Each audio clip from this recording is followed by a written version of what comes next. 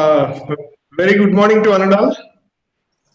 On behalf of Indian Pharmaceutical Association, IPA Education Division, and Chabrol Hanuman Institute of Pharmaceutical Sciences, I take the pleasure of inviting you all to this fourth webinar that is being organized by IPA Education Division and Chabrol Hanuman Institute of Pharmaceutical Sciences. On this context, it is my profound duty to express my gratitude to the patrons, Dr. R. Srinivas Garu, President, Chabrol Hanuman Institute of Pharmaceutical Sciences and NES, and Dr. C. N. Srinivas Garu, Secretary and Correspondent of Chabrol Hanuman Institute of Pharmaceutical Sciences, and our beloved mentor, the National President, Indian Pharmaceutical Association, Dr. T. V. Narayan Garu, and the webinar convener, my guru, and the senior most professor of Andhra University, Professor Y. Rajendra Prasad Garu, the convener of this particular session, and the organizing team who is taking a lot of care in conducting several webinars on behalf of IPA Education Division and Chabrol Hanuman Institute of Pharmaceutical Sciences, who are nothing but Dr. J. Ramesh Babu, Dr. P. Pawan Kumar, Dr. V. Venkat Rao, Dr. M. Raghav Kalyan, and A. Chakravarti. I am highly thankful to them for organizing and involving very much in conducting successfully various activities on behalf of IPA Education Division and IPA as well as Chabrol Hanuman Institute of Pharmaceutical Sciences. Today, this is the fourth webinar that we are organizing on this platform.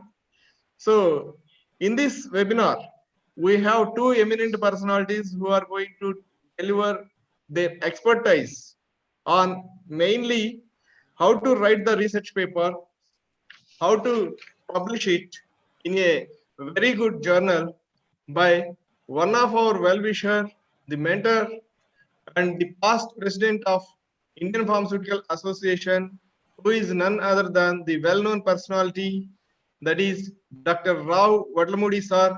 He is president, chairman, Commonwealth Pharmacists Association. He is going to deliver a talk on scientific writing for publishing an article in a very reputed journal. And followed by today afternoon, we have one more session related to this, that is by Dr. Vasudev Rao Aupati, who is going to deliver and give hands-on training on citation and referencing, a basic tools of learning the aspects of journal publications. So with these two, we are going to organize this particular webinar, and this is the fourth webinar we are going to organize during this pandemic time. Most of our pharma fraternity who are almost stuck at their residences without any work, but majority of our pharma fraternity who have been actively involved in various research activities, but they are in a position to publish their articles, but they could not do this. So this is the right time we feel that if we can know the knowledge about this scientific writing of a paper in a good journal rather than in a predatory journal, we thought of organizing this particular seminar by using the highly expertized personalities like Dr. Rao Vadlamudi sir and Dr. Vasudev Rao Aupati, who will definitely guide us to how to write the paper, how to publish it in a highly indexed journal, and so that it will be beneficial to all the pharma fraternity who are actually involving in research and other academic activities. So with this brief introduction, I request one of our organizing committee member, Dr. Raghav Kalyan, to proceed with the webinar session. Thank you. Over to Raghav Kalyan. Thank you so much, sir. Thank you for your welcome note. Thank you for the introductory note. With a very brief introduction, I would like to mention about the few activities that were being organized by Chabrol Hanuman Institute of Pharmaceutical Sciences in association with Indian Pharmaceutical Association Education Division. This is, as our principal rightly mentioned, this is the fourth webinar that is being organized by the Institute in association with IPA Education Division. Very briefly, I would like to mention the previous activities that were being carried out so that we can proceed to this webinar today. Initially, there was the first webinar which was organized under Dr. Umanandan Mishra, which is related to research and ethics. Then followed by Dr. Vasudeva Vaupati, who is the second speaker for today. He earlier did a session with us about the importance of plagiarism while writing a research. And later, we went ahead and conducted a 2-day webinar which highly focused on the industrial aspects pertaining to the field of pharma. We had 4 different speakers from eminent industries like Novartis, Cognizant, etc. And we had a successful 2-day session. Apart from that, we also organized 2 quiz competitions which were kept online for various pharma students. One is on pharmaceutical equipment that students are being exposed during the graduation, and second is on the importance of medicinal plants in pharmaceuticals. With this very brief introductory note, I feel proud that the institute is going ahead with these organizations, and today we are all gathered together to have a very interactive webinar about the importance of writing a research paper and how important it is when it gets to published. So with this brief introductory note, I request Mr. Chakravarti to please introduce the speaker, Dr. Rao Vadlamudi.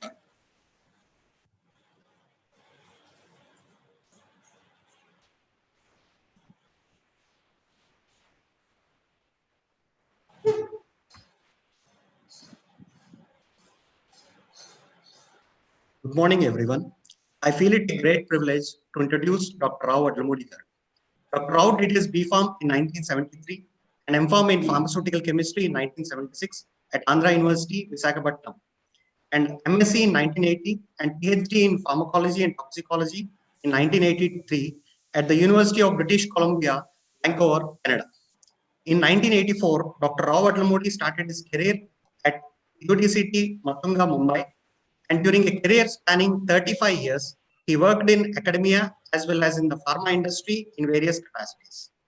Academic positions held by Dr. Vadlamudi include Leader in Pharmacology, UTCT, Professor in Pharmacology, Bombay College of Pharmacy, First ever Director of DCP, Director of St. Peter's Institute of Pharmaceutical Sciences, Warangal, and Adjunct Professor, Acharya in B.M. Reddy College of Pharmacy, Bangalore. His industry career began in 1990 in the Hughes Research Center as head pharmacology. He was the head pharmacology in the Peramal Research Center, vice president in discovery biology in Suven Life Sciences, vice president and principal fellow Nectar Therapeutics India Limited, and senior vice president life sciences at Vimta Labs, Hyderabad. He was the editor of Indian Journal of Pharmaceutical Sciences, the official scientific publication of the Indian Pharmaceutical Association from 1996 to 2014.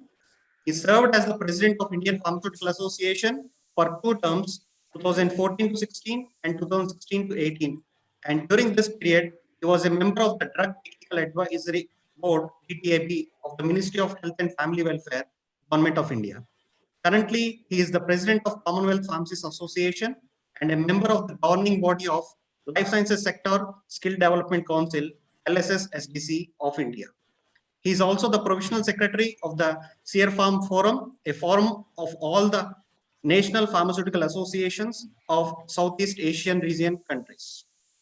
He received the fellowship of the Indian Pharmaceutical Association in 2000, the Dr. B.N. Ghosh Memorial Oration Award of the Indian Pharmacological Society in 2005, the Professor M.L. Khurana Memorial Lecture Award of IPA in 2009, the Eminent Pharmacist Award of IPA in 2013, IPA President Special Oration Award in 2014, the Fellowship of the Association of Biotechnology and Pharmacy in December 2014, and the Acharya P.C. Ray Gold Medal Award in November 2019. Sir, we are very happy to have you as a speaker for today's session. I request you to please start your session, sir. Thank you. Thank you very much. I hope I'm audible. Yes, sir, you are audible, sir. Yes, and I'll share my screen right away. Yes, sir. Okay, here I go. So,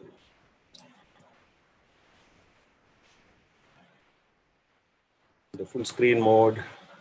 Yes, sir. Yeah, I'm sure you all can see this. Yes, sir. Good morning.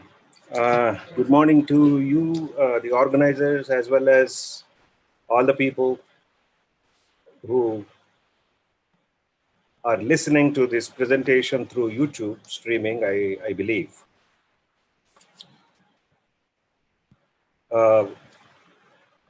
I'm thankful to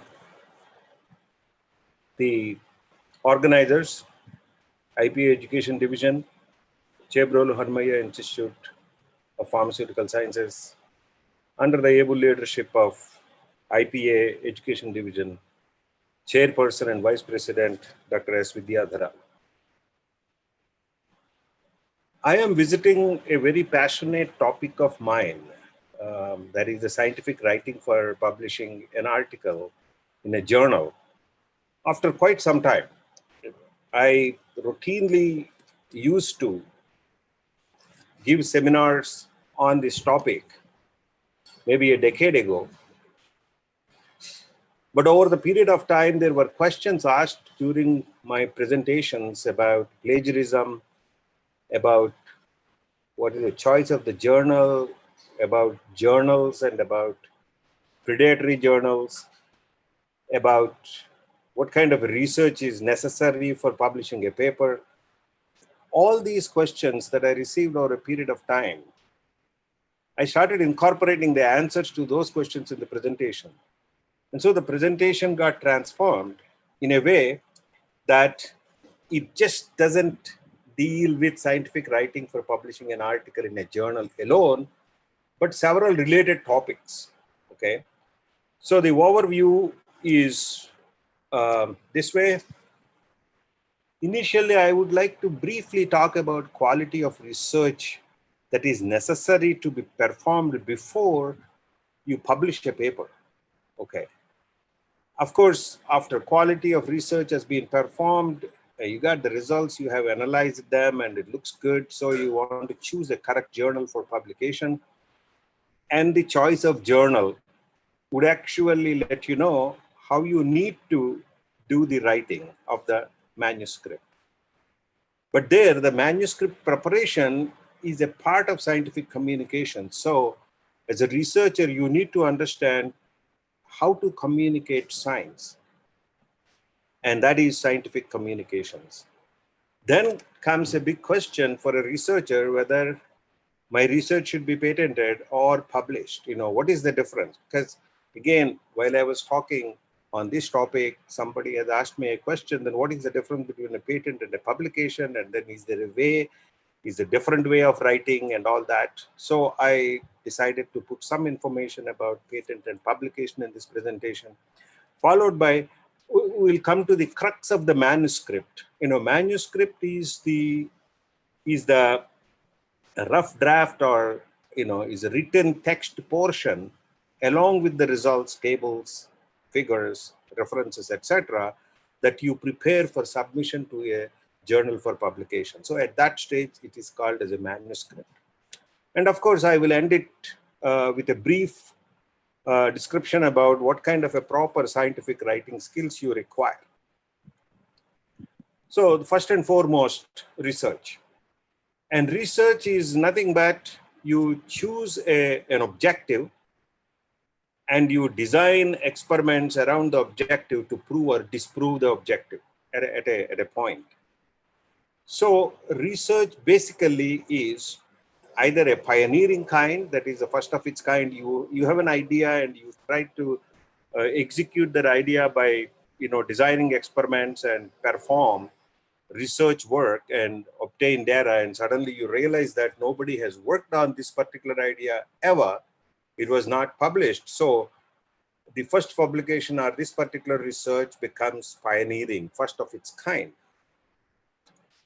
Of course, here also the possibility of writing this up as a patent, because if it is not published earlier, so it is not a prior art, so then the results could give rise to a patent.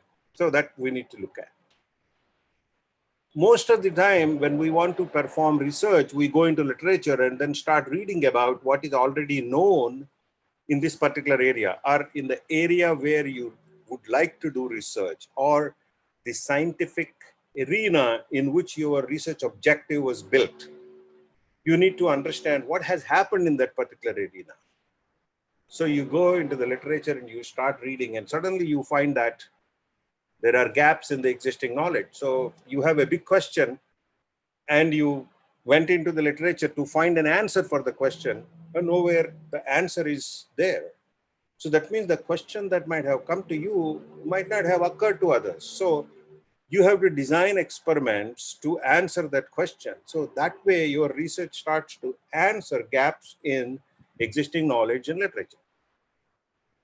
Then sometimes when you are doing literature search and reading papers, then you find a set of authors and publications conclude on a particular problem in a particular way, and then you also find another set of authors or another set of papers published which conclude on the contrary. So which means that you really do not know whether the group A is right or group B is right. That means there is a controversy in published literature. And as a good researcher, you should not take sides. Oh, I believe that this is good because this is written by my friends, or I know these authors, and then the other part is not good because I do not know authors. Or you say that the author research comes from South America, so I don't believe that, and the first part of research came from North America, so I like it. You should not be biased, but you should look at the literature, look at the controversy, and address that by designing your own experiments to answer that question.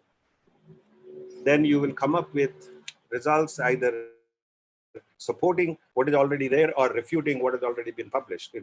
So these are the kinds of research that usually do, that people usually perform. And you have to, when you design a research project or a research experimentation methodology, then the research should be of quality. We talk about quality. Quality is in everything: quality education, quality research, quality publication, quality manufacture, quality product. So everywhere you have the prefix of quality. And what kind of a quality that the research can be? I would be looking at, I would explain what is meant by quality of research. Now, here, the take-home message is that a well-designed and well-executed research can be written into a good publication with ease. The reason is it flows well because it has a beautiful design, it has an objective stated, it also gives a background of why that objective was, chosen, and then what is the rationale behind, going after that objective and designing these experiments, and how these experiments have been designed and executed, and how these results could either support your objective or not. All these flow very smoothly. So if everything is done properly, then a good publication would emerge as an outcome of that. So therefore, it is essential that we do a good research objective and design based on literature, what is known and what is not known. When I use the word quality in research, I think it is essential that we should talk about quality. There are kind of foundations for quality research, and let's say there are three basic foundations. One is knowledge. When you are researching in a particular area, the researcher is expected to have knowledge in that area as well as related areas and basic sciences that contribute into that technological area, that we are talking what we know. It's not that, oh, I don't know how that works, but we want to do it. This is not the kind of knowledge we're talking about. And then we require core capability in terms of practice, because research can be executed through a set of good experiments, and people who perform those experiments must be very good. in those experiments. That means they have a core competence of performing those experiments. Those experiments are well established, validated, and actually work. Here, I always give a very analogous, example, sometimes not related to research, but I deviate from there and then give an example. Good science and good research is like a racetrack. And then good performance is like, a race car driver. Everybody who drives cannot be a race car driver. Right? The person has to be expert in doing that. So good research is usually done by people who are experts in experimentation and their techniques. So that means research cannot be just started like that, because you have to develop the core competency of being able to establish the experiment, set up those experiments, and then execute them in such a way that you can perform them with ease and with confidence. That is the practice I'm talking about. And thirdly, ethics or integrity. If things do not work, you have to state that they don't work. If something went wrong, you have to say that the experiment did not work. If pH meter, you are doubting the ability of a pH meter or the calibration of a pH meter to measure the pH of your solution, you are not confident that it is 7.4. You should not say that it's 7.4 because things work in our laboratory. No, we keep them in a very working condition. That's not the point. The point is, have you established whether they're working or not? If you have not established, and if you're saying that, oh, everything is working, then that means you don't know, but you're stating that. And that's an ethical issue. So therefore, ethics is integrity. If you do not know something, you say that I do not know. If something is not working, you say that it's not working, and that's very essential. So quality of research is based on knowledge, good practice, and ethics. And also there are good research has certain other entities, like the context. I was talking about the design of research, etc. That the design of research should have the right context, and it should have the right strategy. Sometimes research, let me step back and tell you a few things here. Some of these points which I'm raising or saying, I gained out of my experience of editing manuscripts over a period of time. Now, when I'm reading science, or research reported by several authors, sometimes I wonder, these people have stated that this is the problem, but then they chose this set of experiments, but somehow this set of experiments are not going to answer those questions. So I started looking at like a reviewer, but then when I looked at the reviewer's comments, reviewer says it's all good, let's publish it.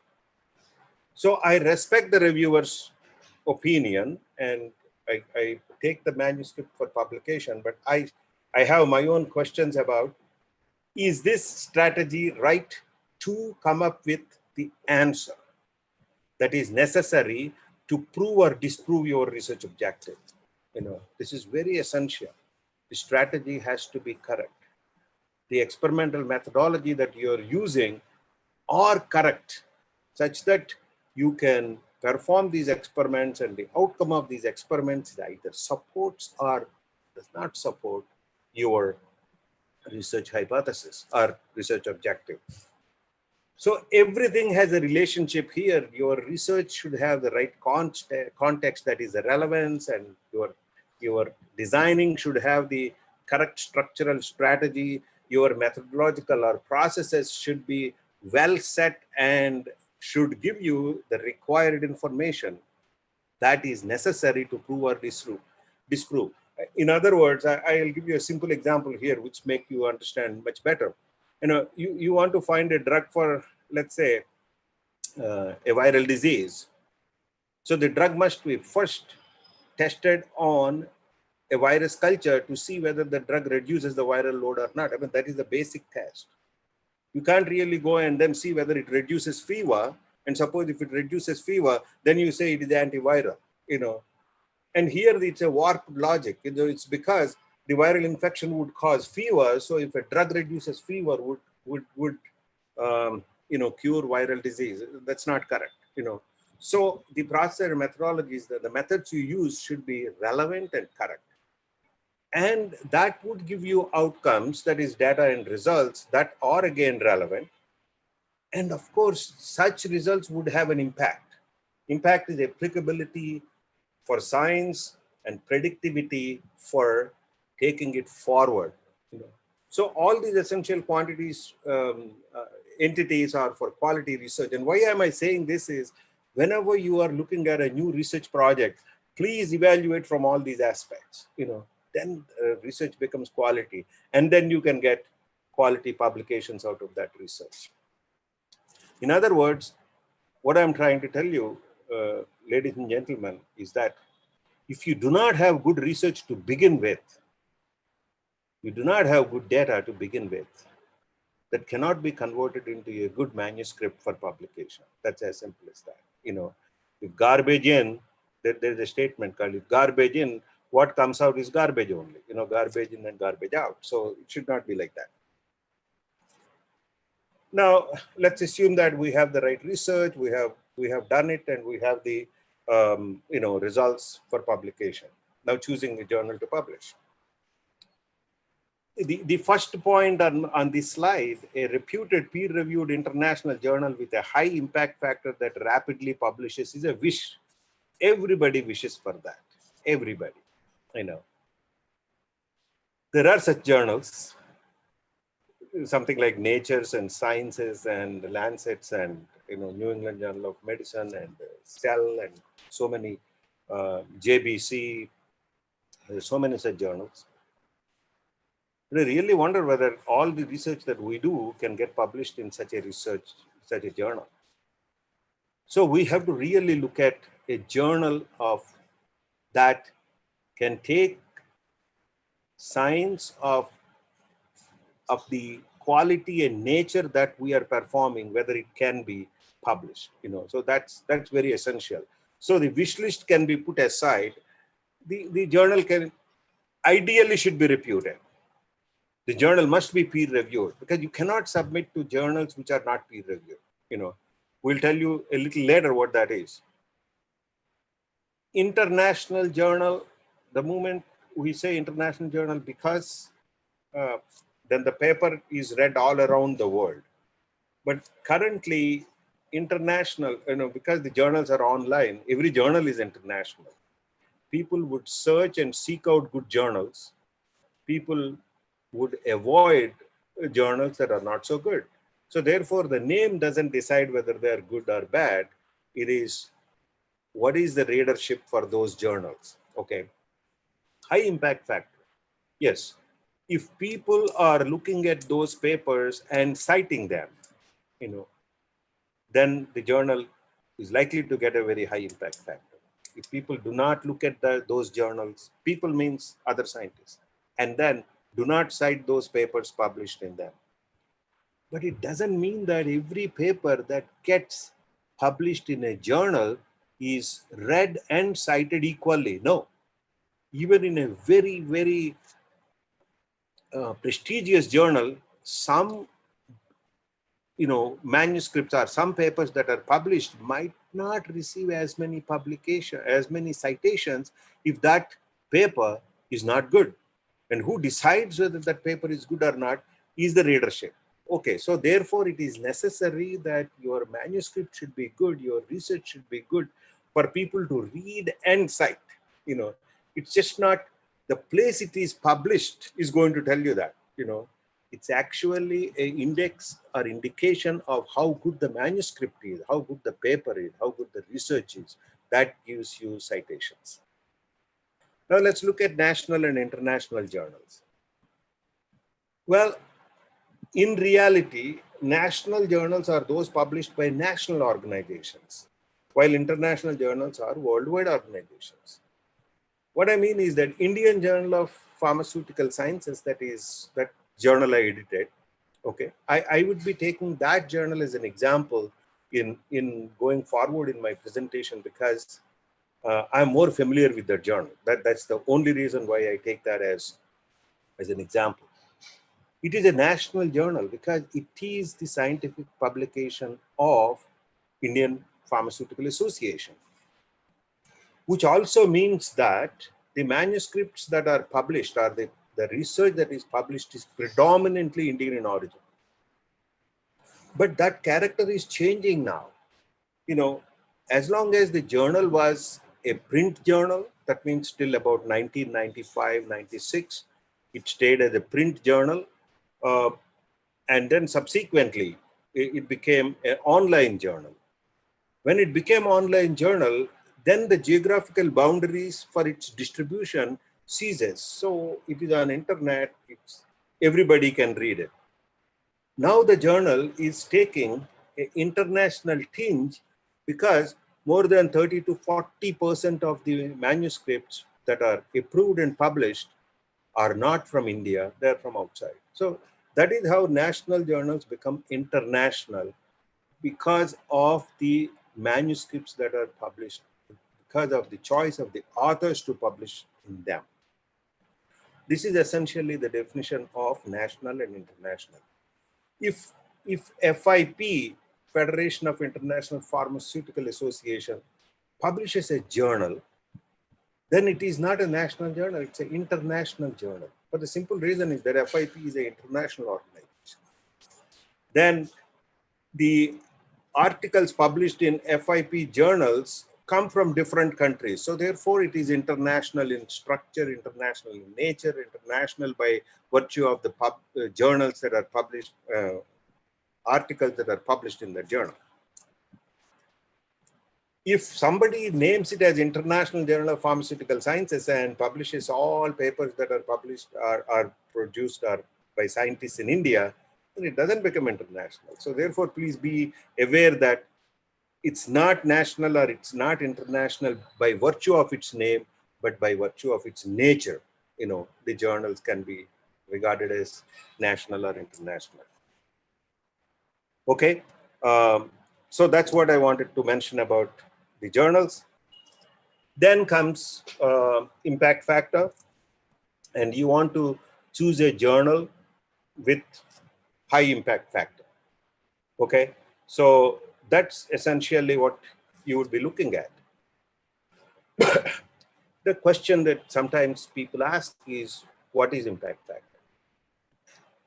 Journal citation reports impact factor, which is the Thomas Reuters impact factor, which means that the frequency with which the average article in a journal is cited in a given year or period. Because impact factors are for a year, impact factors accumulated over a period of 3 years, 5 years, etc.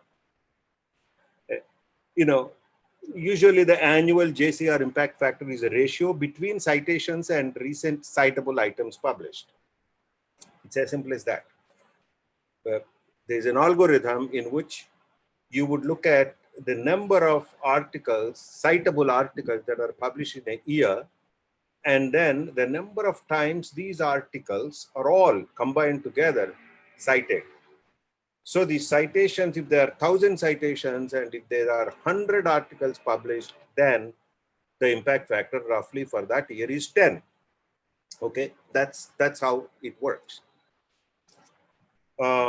Nowadays, you can create an impact factor by making your paper cited more.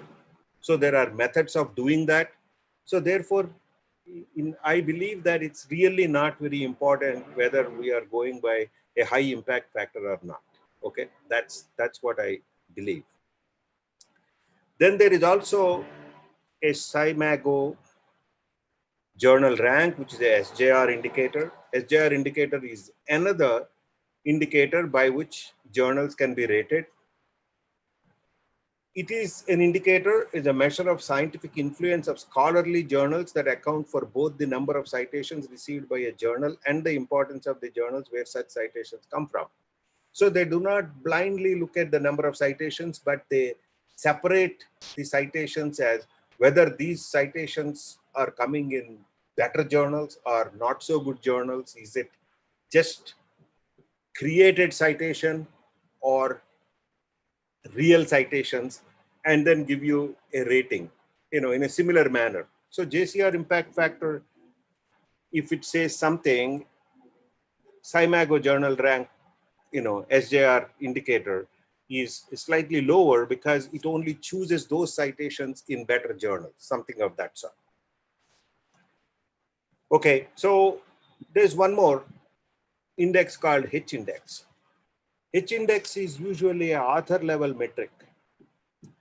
It means that if a author has published 100 papers, let's say, and he has a HIndex of 10, what that really means is that out of his 100 manuscripts that he has published and 100 research papers that he has, or 100 publications that he has, only 10 of those publications has a citation has cited 10 times or more. Okay, it's a very good indicator. So if suppose somebody has 100 publications and he has a citation index of 60, HIndex of 60, versus another person having 200 publications but with a HIndex of 20, what that means is the 60 person has 60 of his 100 papers cited more than 60 times, and the 200 research paper person, only 20 of his research papers were cited more than 20. So that also is an index of how popular the scientist is as a measure as determined by the number of times his papers are published, or cited. If you turn that HIndex, you can also apply it to journals. So journal HIndex indicates that if a journal has published 100 or 200 citable docs in a year, HIndex decides the number of those articles published more than the same number of times or more than that time. So here, HIndex is, if it is Y, then it has Y publication that has been cited at least Y times. This is how it is. Sometimes HIndexes decide how good the journals are rather than just impact factor. I'm just trying to tell you, when you look at the journals, you not only look at impact factor, you not only look at other things, SJR, but you also look at HIndex to find out how good the publication in the journals are. Then everybody wants papers to be published rapidly, very rapidly. Now, what is meant by rapid publication? If I submit a publication today and after 10 days time it gets published, oh, I'm very happy. It's very rapidly published. But you really have to understand whether this rapid publication is your manuscript looked at properly by the editorial team and is peer reviewed to see whether it is worth publishing. There are certain very, very highly ranking, rapidly publishing journals which publish case reports and preliminary experiments that are coming from scientists for the sake of informing the scientific world about such findings. Tetrahedron letters, JBC, biochemical letters, and so many other journals are there. Now the names skip my mind, which all publish very rapidly because they have editorial systems set up that scientists look at those publications submitted and very quickly decide whether they should be published or not and publish rapidly. Not too many people would send for that. Only some, say for example, we are in COVID time. Suppose suddenly somebody has found a medicine or a treatment that is producing very good effects on 10 patients. So before you take it to 1,000 patients and then decide to publish it, that case report or that can be sent as a rapid publication in a very reputed journal. But here, the pitfall is that there are now so many journals that are very rapidly publishing journals. They simply say, we are publishing May, June issue at the end of June, and say that we are inviting papers for May June issue. Deadline is June 15 or June 20th, and publication decision time is June 30th. And people send papers to such journals. And what happens? They are published. They are received and converted into a PDF and online published. So the author feels so good. My paper got published in 10 days time. Whereas I submit to, let's say, Indian Journal of Pharmaceutical Sciences, because I am the editor of that for several years, so I know how exactly. Until first 6 months, you don't hear anything about it. Then you are vexed. Why? See, it is taking 6 months. But why it is taking 6 months by that journal is they are going through that manuscript to see whether it is prepared according to a particular format, all the requirements are fulfilled or not, is it uniform to the journal style, and then send it to a reviewer, take reviewers' comments, and reviewers will take their own time to put the comment. And the reviewer comments comes back to the editorial team, and they take some time before they look at it, and then they communicate to the author, and it all takes weeks to months time. Whereas the other journal, just whatever manuscript came, they published it. So such rapid publishing journals should be avoided like plague. The reason is they are not doing any service to the author. They are not telling the author anything about whether the manuscript is correct, whether the research is correct, whether it is publishable or not. They're just receiving it and publishing as it is with all the mistakes and with all the format problems, etc. So therefore, please be very, very wary about rapidly publishing journals. Now here comes the predatory journals. The word is used right in the beginning when we are introduction to the seminar, predatory journal. Now, what's a predatory journal? The simple definition of a predatory journal is it's an open access journal. It is open for publication by anybody, and they claim that they would be doing a reviewing process, etc., and charge a fee from the author for publication in that particular journal. But they don't do any reviewing. They don't do any peer reviewing. They don't do any editorial support, nothing. They just take that and publish as it is. So the journal, the author is deprived of quality editorial and peer reviewing services even after paying money to the journal. Such journals are called predatory journals. It's as simple as that. They may be open access. Open access means the research published in those journals is open to all. Anybody can read it. Okay. Now, it doesn't mean that all open access journals are predatory, but there are some journals which use that open access disguise and publish as garbage in, garbage out model, but they charge for that publication, and that is called predatory. And then the names of editorial board members and reviewers that they use in their website, etc., are not with the consent of those scientists. So many a times, if you contact some of these editorial board members and ask them, are you an editorial board member of the journal? They would say, oh, am I? I'm surprised because they have never contacted me. Such journals are referred to as predatory journals. So when you are publishing, please choose a non-predatory journal, a peer-reviewed journal, and not necessarily a rapidly publishing journal, because you want to learn out of the process of publishing your manuscript, but not just publish whatever you write rapidly. So this is based on or driven by your objective. Now, choosing a journal to publishing, I'm just trying to tell you about Indian Journal of Pharmaceutical Sciences. It has a website, www.ijpsonline.com. It started publishing since 1939. Volume 82 is in progress, volume 81 till last year. 2018 JCR impact factor is 0.634. 2019 SJR indicator is 0.21. See, that's the difference. Impact factor is how many citations per how many manuscripts published. And SGR indicator is that how many citations from repeated journals for the manuscripts published. But however, HIndex is 54.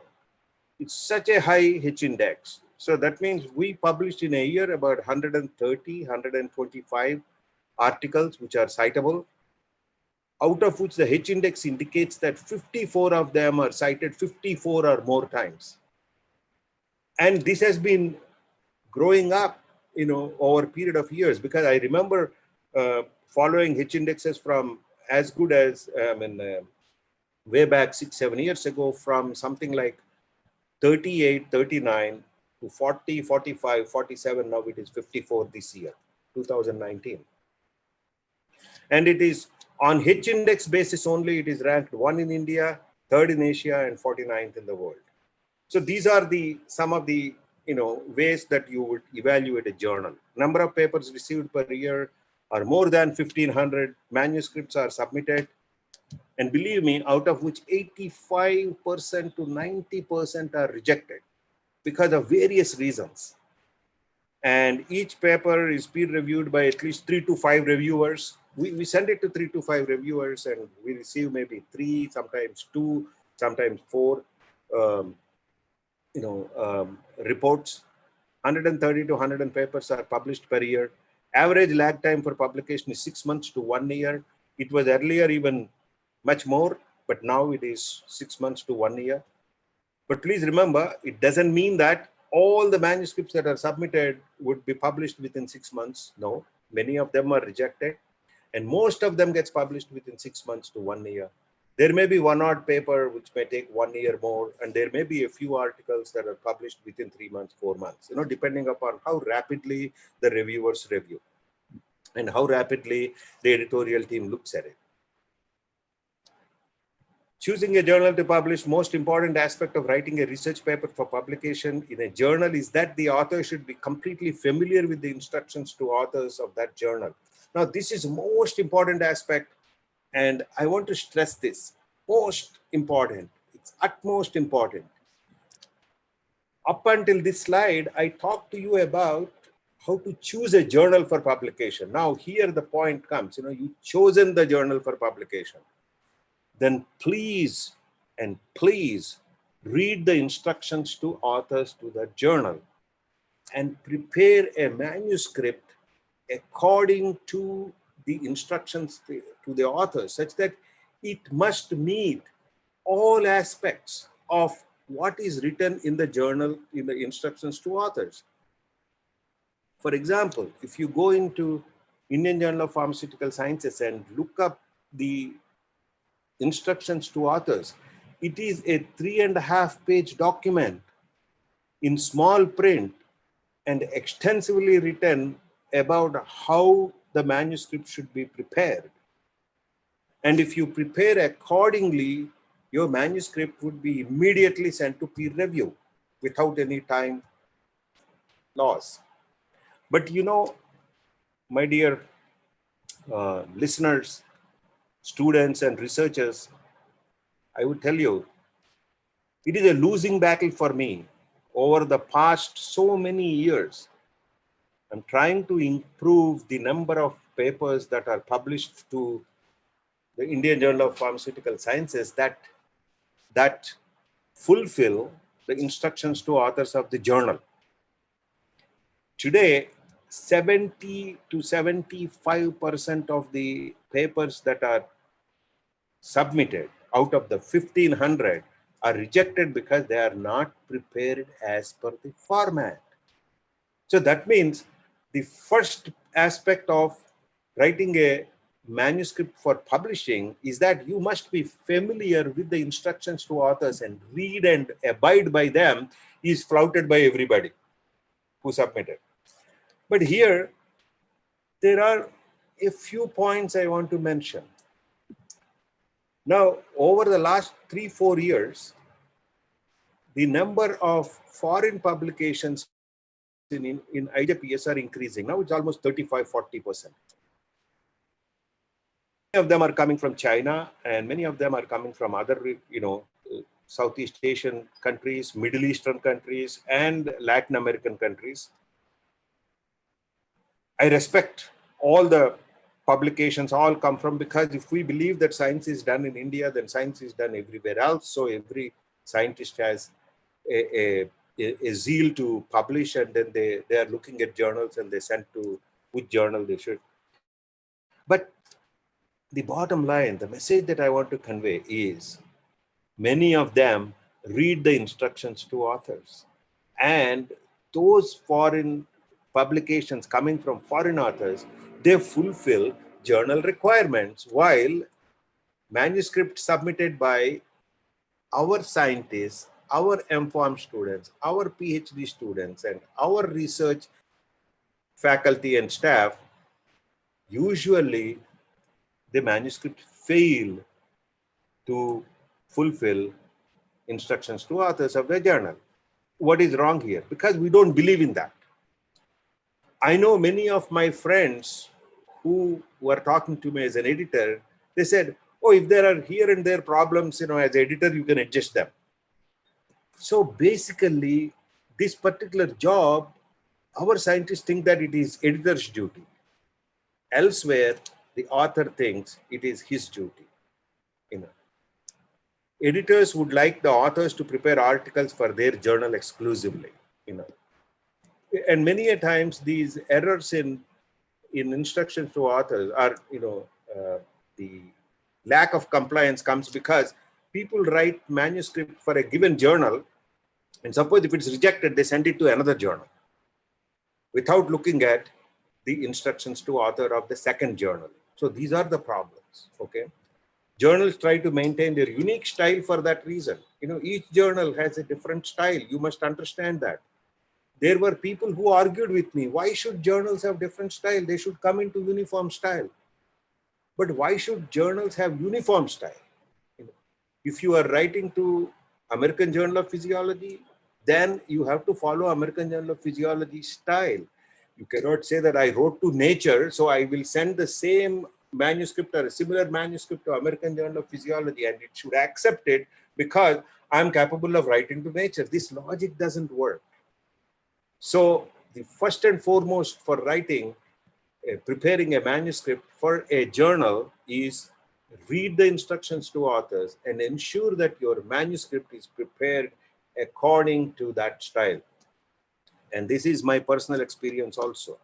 My professor, when I was doing PhD, when I'm writing my first or second manuscript for publication, he told me, first read the instructions to authors of the journal that you decide to publish your paper in. Without that, don't ever write a manuscript, because we don't want to rewrite the whole thing to fit it into the style of the journal. Remember that point very clearly. Now, so the choice of journal and what the preliminary or most important precaution that needs to be taken for that, we already know. Now, the most important, the next aspect is, what is scientific communications, right? Some people say that it's scientific writing. Every scientist who is doing good research should also develop communicating skills, because good research is done and good research is explained and good research is expressed is very important. Because the research done is not enough, because that nobody knows that you got good research or good results. You got an exciting finding that can only be known by people when you communicate that fact to others. So the communication can be done on two platforms. One is an oral communication platform, and the second is a written communication platform. So initially you present your paper as an abstract, and then as a poster or an oral presentation or a seminar. That's where you freely talk about your research and explain what that really means. When you are speaking, many a times you don't really bother about how your sentences are coming out, whether they are grammatically correct, whether you are using the right words. You can fumble and then change the word and put another word. That happens to everybody. But there should be a structure. There should be exactly what you want to express what are the results telling you, and you have to tell the world about it. And many a times others may not agree with your conclusions on your results. So there must be a method of convincing them about the conclusions that you have drawn. So therefore you develop a logical way of expressing your results. First you test it out on an oral platform, for 10 minutes or 15 minutes. And then you go on defending or describing your research for almost 40 minutes, 45 minutes in a seminar. When you are able to do that, then you can convert that into a written platform. Whatever you have said in defense of your research or defense or explanation as an explanation of your research results and the outcomes, and scrutinizing them and comparing with other literature and so on and on, you should be able to write that out. And when you write your manuscript, the flow of your written oral communication would help you to write that manuscript. So therefore, please do not separate these two, oral communication and written communication. If you are very good in your oral communication, your written communication automatically comes. Sometimes people say that I can write better, but I cannot speak. Well, that's because of various other reasons. But, what you cannot speak out, you cannot really write. Because many people, if you remember the habit, some people would say the sentence out loud or in their mind and then write it down. So both are connected. Now here in the written communications, I want to come. If I want to come to the point whether the publication, whether your research should be a patent or a publication, when once you decide that it cannot be patented, there is nothing to patent in it, so I will write it as a publication. Then comes the question of whether it should be a complete research paper or a short or a rapid communication, or you want to write a review article about the research and literature search you have done. Of course, this would also help you to prepare reports on your research, or during your work, you have to write periodic reports or to write your dissertation or thesis. All that would be covered in the next few minutes, in the next few slides. Now, what is a patent and what is a publication? Now, patent is a document, is a patent script that you prepare to describe your invention and how you come about making that invention, how the idea is converted into a invention, and then what is that invention going to be used for. All that is written in a specific format, which is called a patent format. This is a legal language, probably not like research articles, which are scientific language. So you have to be able to legally represent your science and also make certain claims. And when you patent that, your claims becomes your property. So patent is a set of exclusive rights granted by a sovereign state or government to an inventor to assign for a limited period of time in exchange for detailed public disclosure of an invention. So you also make a detailed disclosure, then they would give you protection for a given amount of time. The international patent period is about 20 years. An invention is a solution to a specific technological problem and is a product or a process. So it is tangible. It is,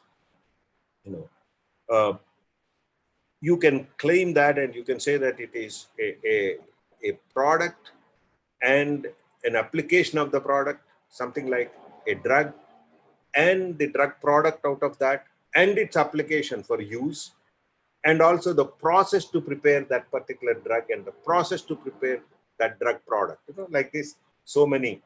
So from that comes out product patents, process patents, and application or use patents. Okay, that's about patent. On the other hand, publications are, whereas results and knowledge derived by science and research are shared with other researchers. It is openly shared. Results are of no use to anybody if they are not made available to other experts. I'm just trying to say that to be discussed, critically evaluated, and built upon. the results of your finding, when you share with the scientific community, it becomes an impetus for further research. So more and more researchers would work on that.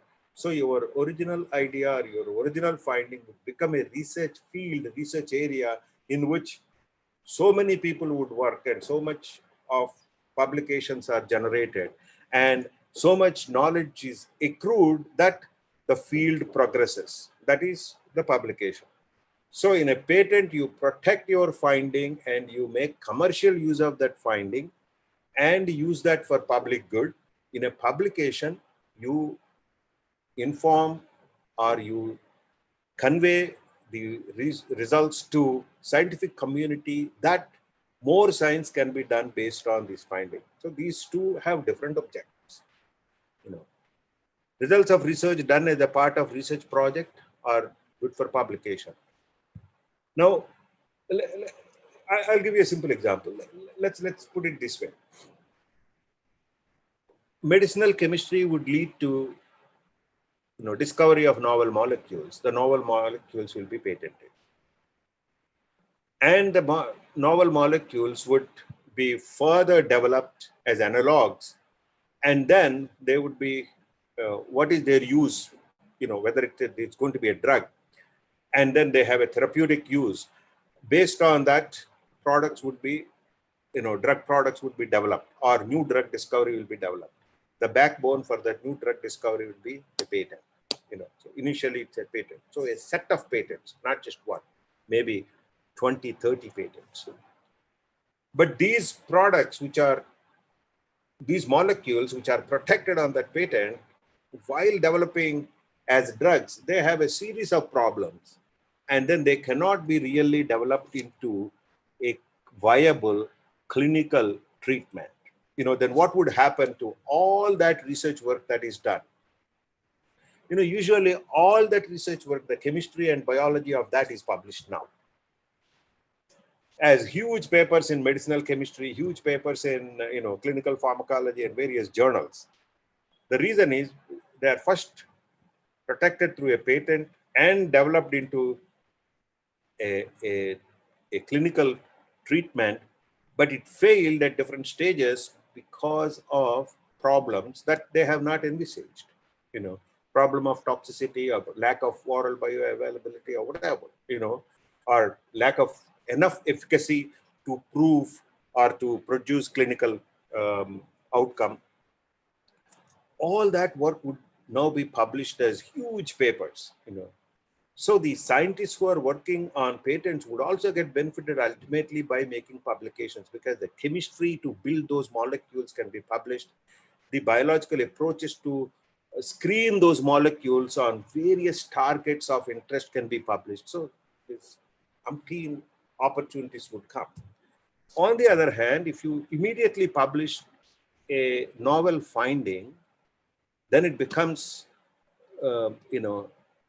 it comes into public domain, and you cannot patent it any further because several people have come to know about it, and their people started working in those particular areas, and then more publications would come. And for a patent, first fundamental is that the finding is not a prior art. It is not earlier or hitherto. It should be hitherto unknown. It's not known earlier. So all academic research usually gets into publication mode, and only a few of them would result in patents, whereas the research done in pharma industry mostly goes into patent mode, and from there, after that, it comes into publication. So this is the difference that I'm trying to explain for your benefit. Patent and publication also has a philosophy behind it. The philosophy of the full disclosure of the outcomes of intellectual work of scientists can sometimes conflict with the interest of to protect it against abuse. So there is some scientists would believe that their work should be in public domain. People should read and then proceed and learn from that. And some people would say that no, I want to protect it because it may get misused. So they will protect it and then develop that into a useful product. So this is a philosophy that drives whether it should be patented or it should be published. Now from there, we'll move on to manuscript publication. And I would try to cover this up rather rapidly because there are a few aspects here that if I go into detail, it may take more and more time. We already talked about research design. We are coming at the point of scientific writing, written communications. And in written communications, one can write a full research paper or a short communication or a rapid communication. And now let's look at full research paper. And it has, various sections: an abstract, an introduction, materials and methods, a results section and a discussion section, or a combined section called results and discussion, references, figures and tables. Okay, this is how it is distributed.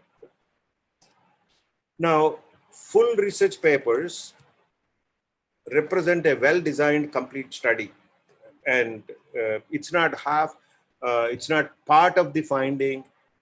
It is a full design and full length experimentation which gave you complete results, so such that a research paper is complete, and there should not be an end saying that the remaining portion or it's being still investigated, so it will come in next paper. It should not be like that.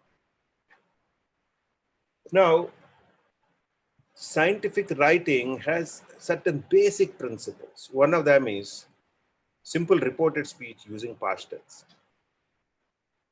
Most of the scientific writing should be written in past tense and many a times in passive voice, reported speech. Why it is past tense? Because all the experiments have been completed and the results have been completed and analysis has been completed. So it is all was, we did that, we did this, and the results showed us that this. It's not going forward that it is, forever true. So we are going to use present tense or present continuous tense. It all has to be in the past tense. And many a times when I'm editing, I find people really don't know, how to write. Take a beaker, pour liquid in it and dissolve. A beaker is taken with a solvent, drug is added and dissolved. There's a difference between these two. And if you know the difference, whatever I have mentioned in the second instance is the reported speech that you have to do. You have to write that way. And first and foremost, right in the beginning, I'm trying to tell you is that plagiarism should be avoided. And that means everything that you write in a manuscript or your own words and your own sentences, it should not be copied from any other source. Even if the source is previously published manuscripts or articles from your own laboratory or from your own authorship, even that should not be copied. That's what is plagiarism. Not to be in if it's not in plagiarized, then you cannot use the sentences as such from any previously published work. I'm not going to go further into this because I know that in the series of these webinars, this topic has already been covered. I'm trying to tell that people who want to write good manuscript should avoid plagiarism like a plague right in the beginning. So usually the manuscripts have a title page, and the title page has a title. Title of the manuscript is very important. It should be short, but at the same time, highly interesting, and it should be able to reflect what is the content of the manuscript. So writing title itself is an art. So you have to really practice how I can write good titles.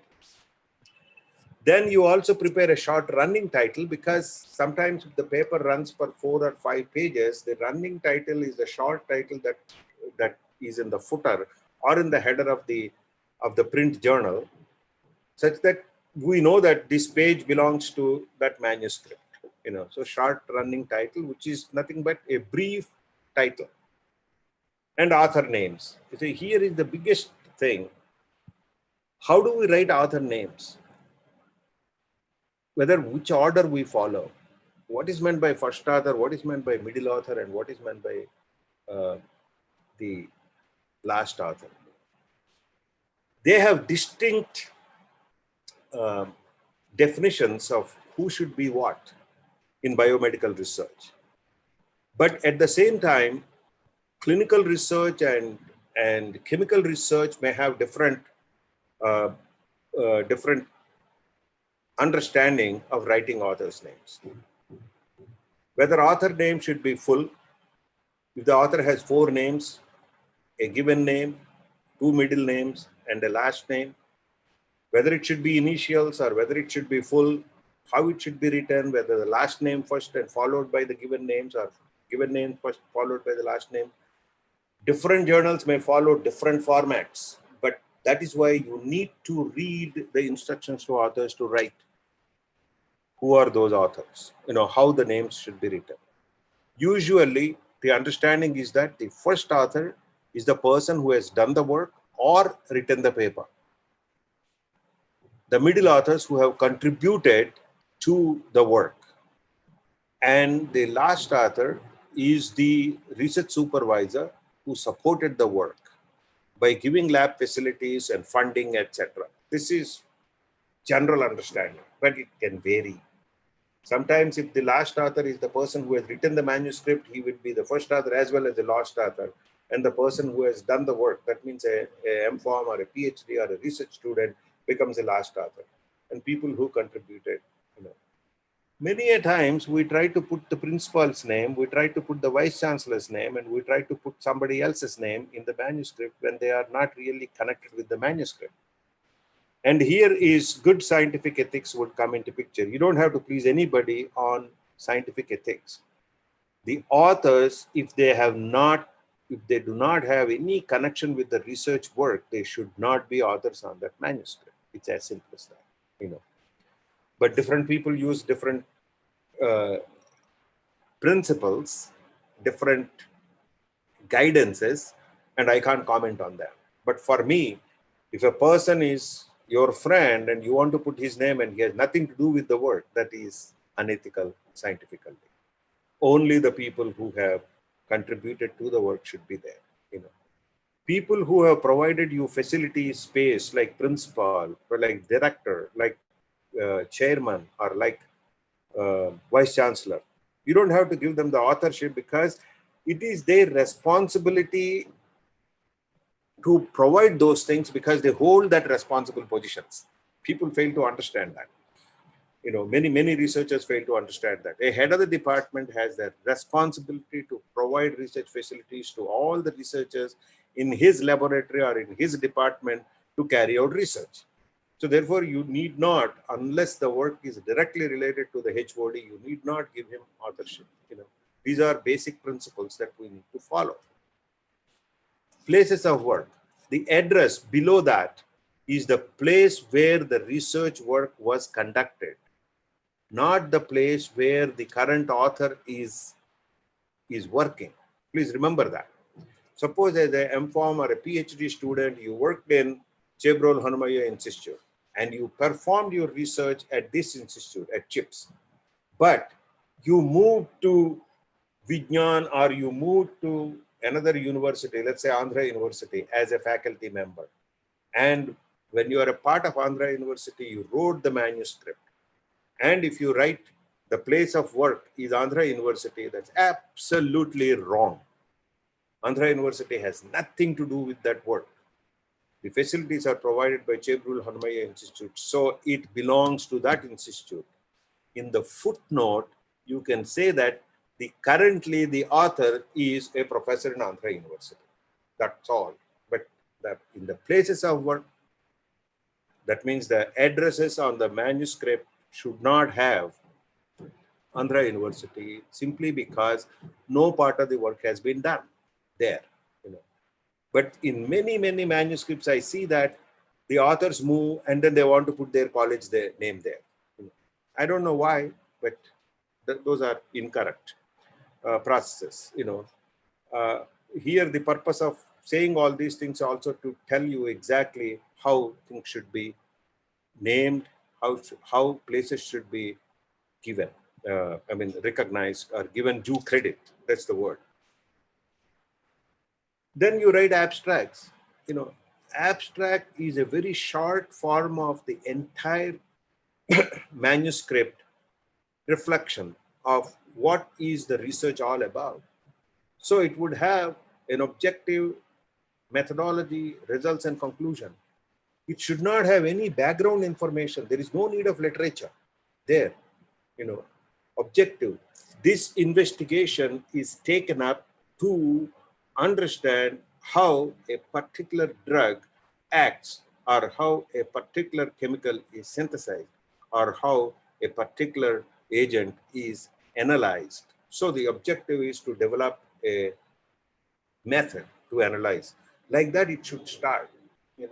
Some people would start their abstract by saying that, in literature, this drug was analyzed by 150 methodologies, but now we found that that's not necessary in the abstract. Abstract should be precise and stating exactly the objective.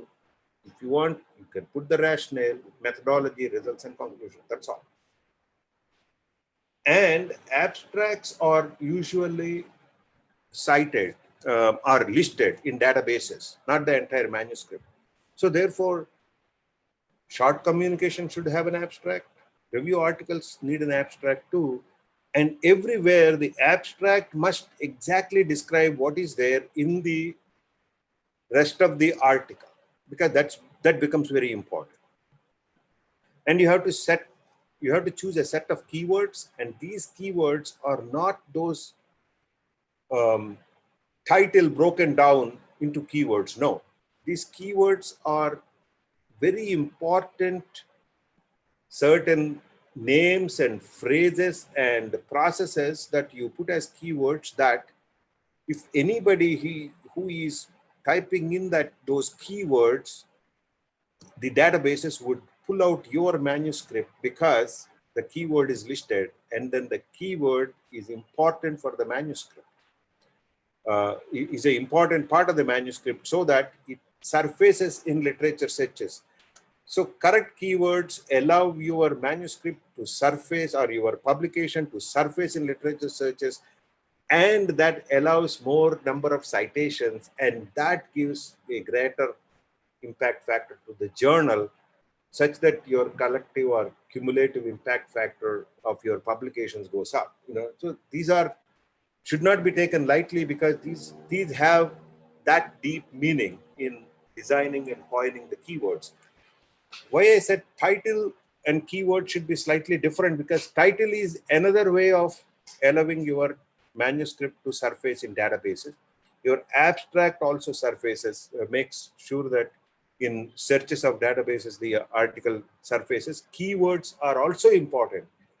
These are three ways of getting your manuscript picked up in databases very clearly.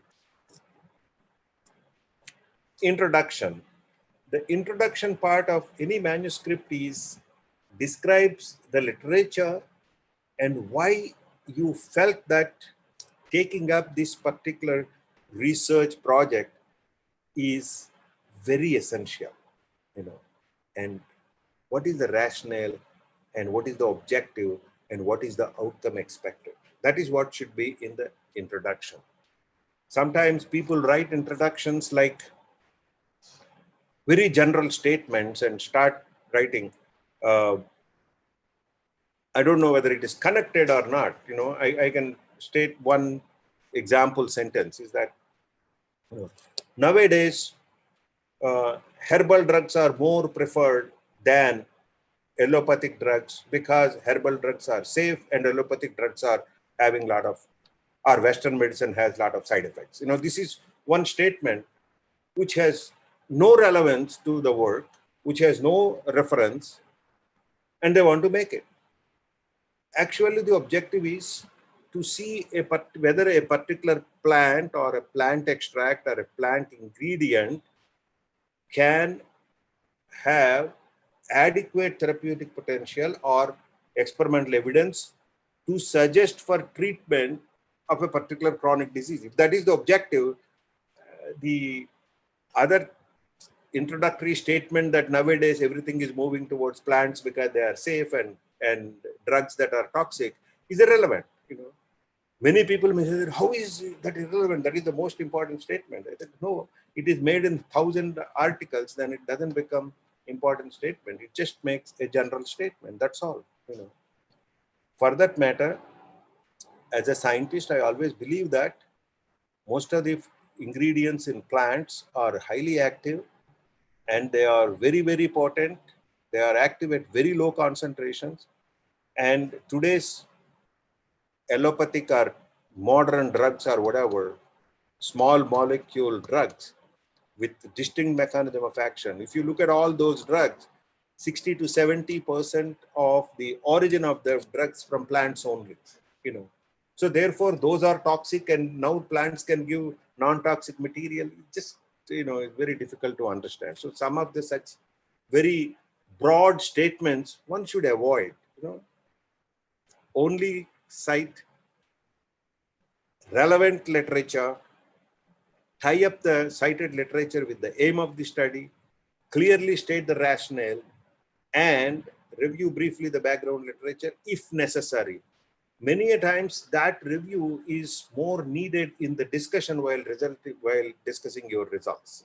Please remember that. Materials and methods, important materials used along with source should be mentioned.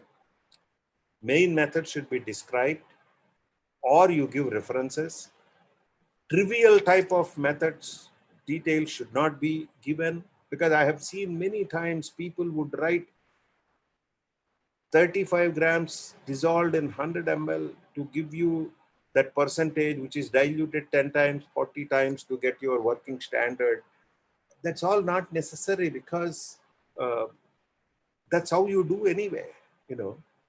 If you simply say 0.1 molar stock solution is prepared, that's good enough, because anybody who is doing literature, research, should know how a 0.1 molar solution of a particular chemical whose molecular weight is known can be prepared. You need not state that in number of grams and amount of ml dissolved.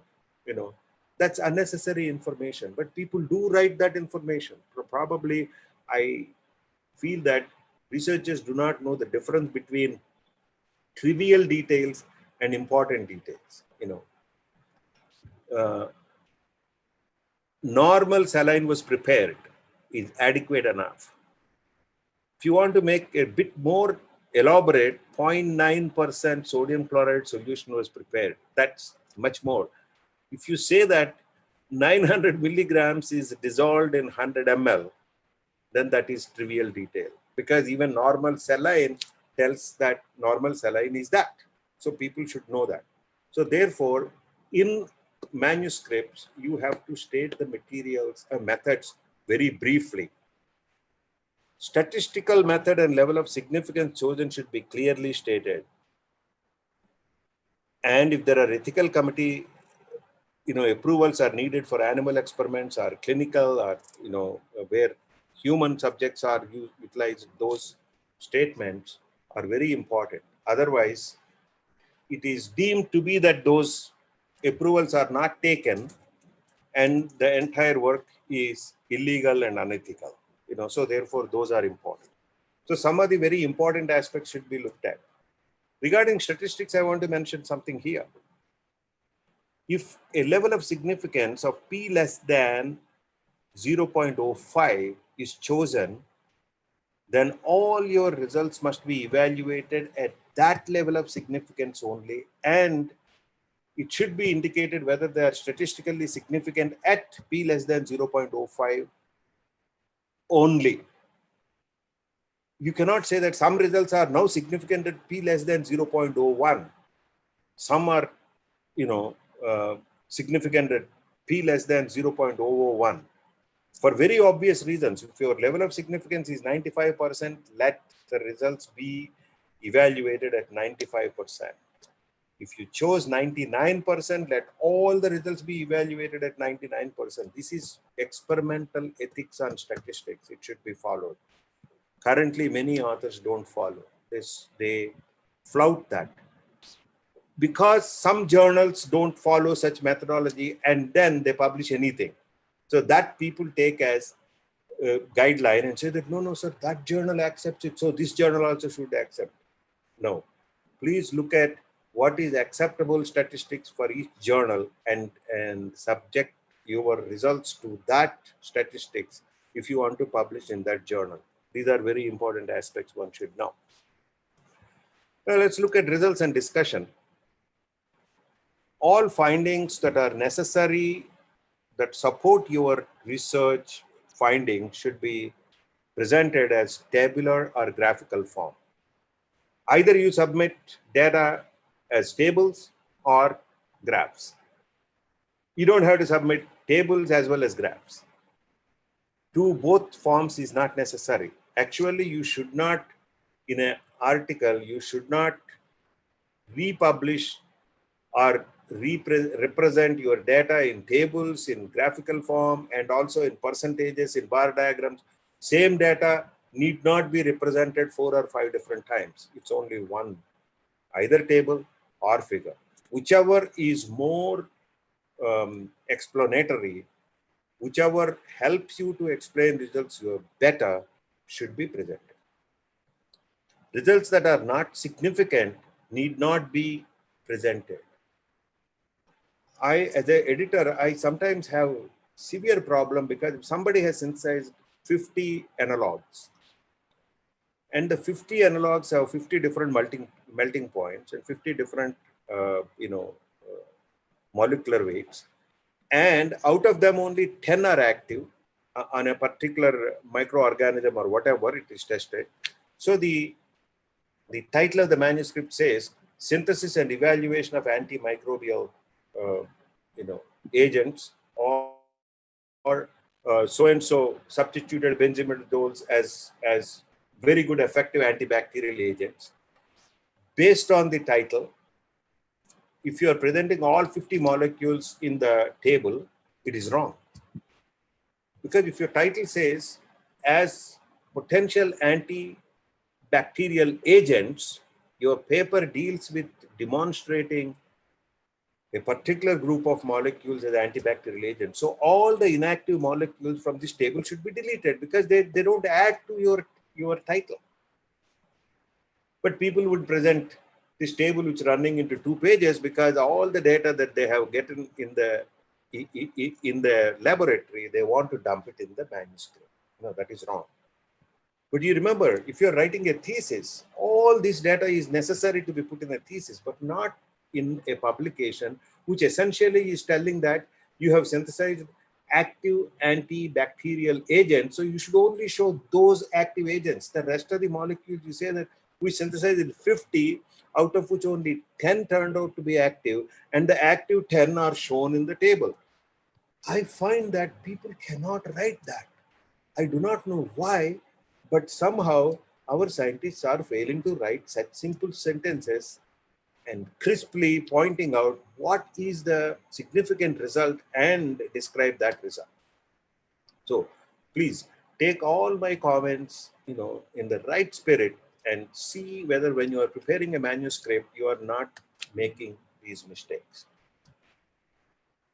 Okay, when you are making tables and figures, they should be numbered, and the table first reported first cited in the manuscript becomes table 1, and the data that is referred to next becomes table 2.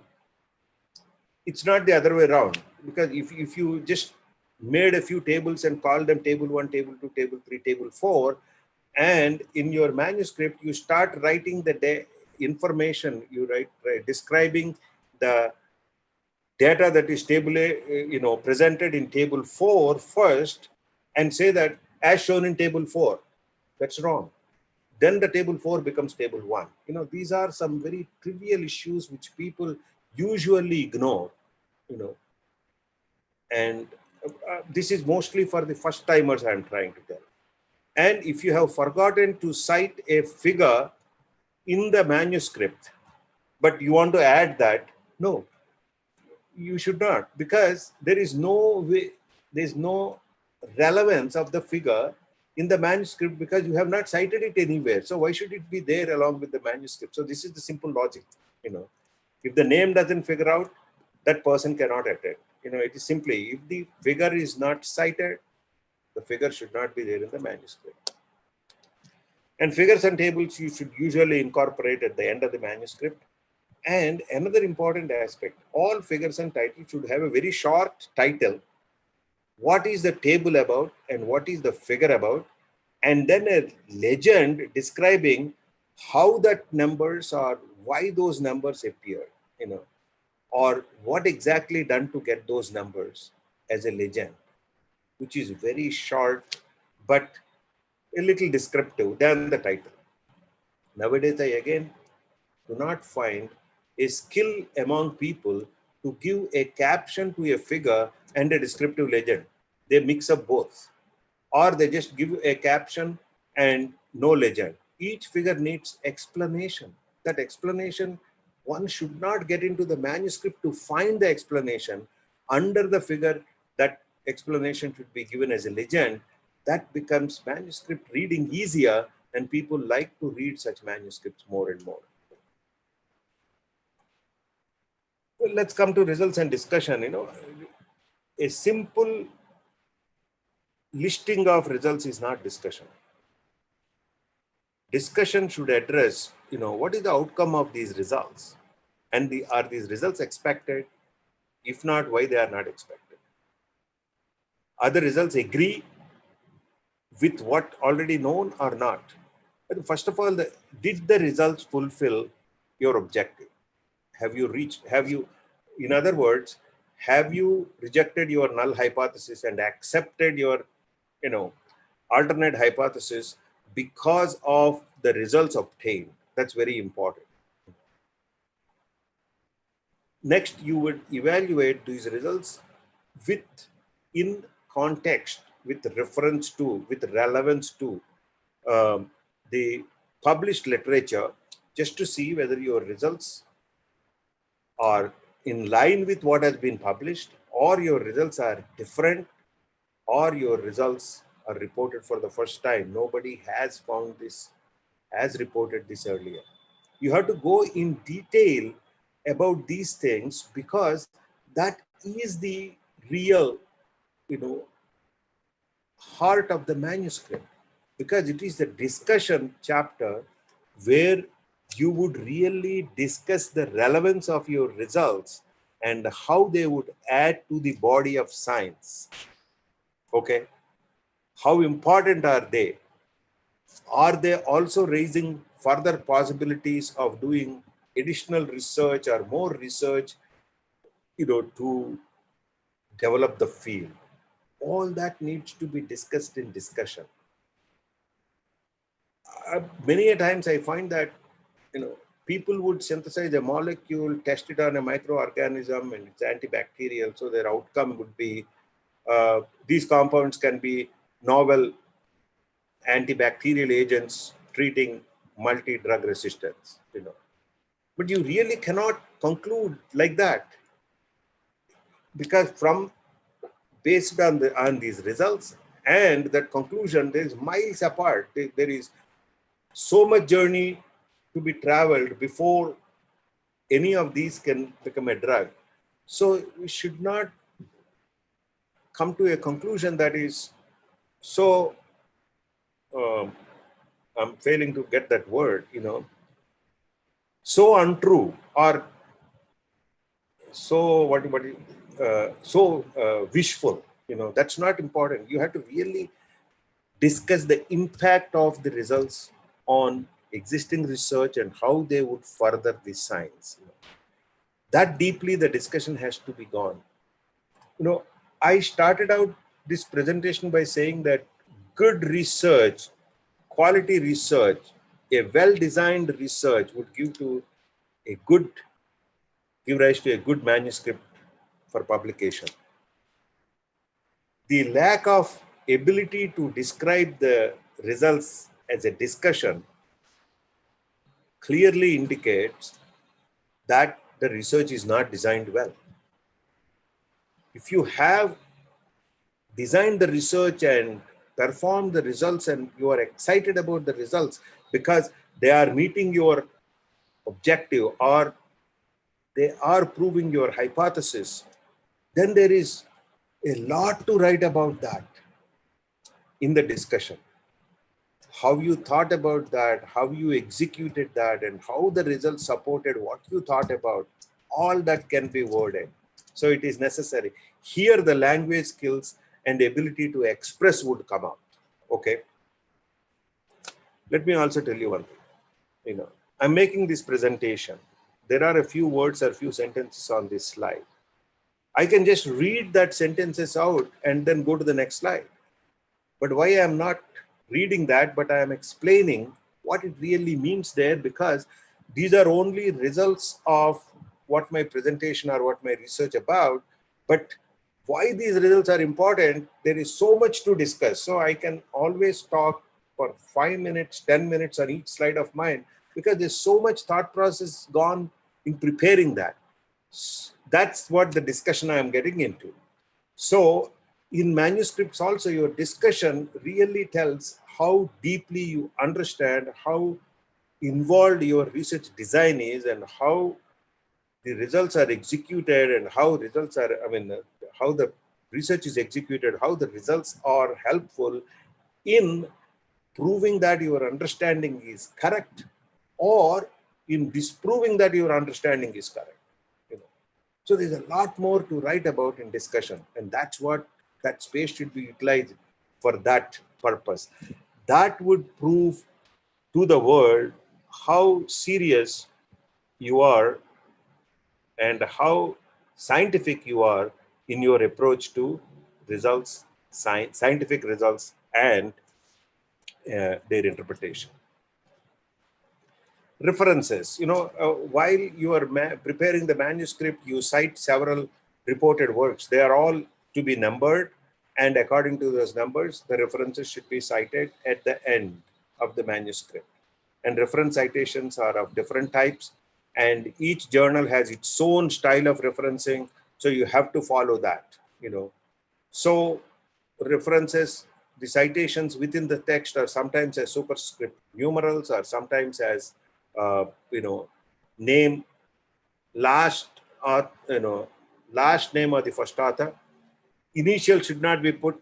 If the reference is by, let's say, P.K. Roy, then in citation, P.K. Roy et al. Should not be written like that. It's Roy et al. There are very basic principles there, and then you should know that.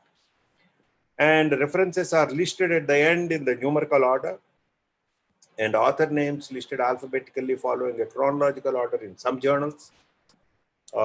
American Journal of Physiology, I mentioned the name a couple of times, uses a completely different reference format, referencing. For the paucity of time, I probably do not get into that because the presentation is already 1 hour and 20 minutes. Usually the editorial policy is to ensure that the manuscripts are prepared exclusively for their journal. And one way of looking at that is references. If somebody tells me that, is it a good journal? And then they send me a journal link, I quickly refer to 3 or 4 manuscripts in the journal and look at the reference style in each journal, in each paper. And if the reference style is different in each paper, then it's not a good journal because they don't even have a policy. The editorial members are not even looking at how authors are referencing. That is a clear indication to me that it's a journal I would not like to publish. So the references and listing them according to instructions to authors is also a very important aspect of preparing the manuscript. American Journal of Physiology follows a specific method. I really don't want to get into that. The short or rapid communications are shorter forms of the manuscript that I talked about. A full research paper has all these sections. Sometimes the short communications do not have sections and it is running text. So you start with introduction, which moves into methodology, which moves into results, and which moves into, into discussion. And that means it is continuously flowing text. You do not have separate subtitles. That is how a short communication is separated from a research paper. In IJPS, short communication should be shorter than 15 pages, and research paper should be longer than 15 or 16 pages. That is another way of separating them. Review articles, usually people write review articles, and review articles are review of literature, review of a particular field, and what the current literature states, in that field. What exactly is the state of art or status of that research field? That's what review articles are meant for. Usually review articles are invited reviews. Their editorial policies are to invite scientists who have in-depth knowledge in a particular area and published a lot in a given area to write a review article in that. But most of us write literature review articles. That means we read a lot of literature and compile that for a thesis introduction or something, and then we want to submit that as a review article. One thing that I want to state here is that review articles have a high chance of plagiarism because you are citing so many papers, so many, sometimes the review articles has 100, 120 articles cited in that.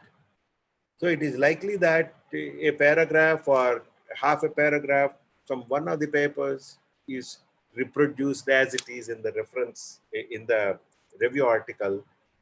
Of course, by citing that it is from that article, and many people think that that's not plagiarism. I have arguments with authors stating that that cannot be regarded as plagiarism, but it is plagiarism.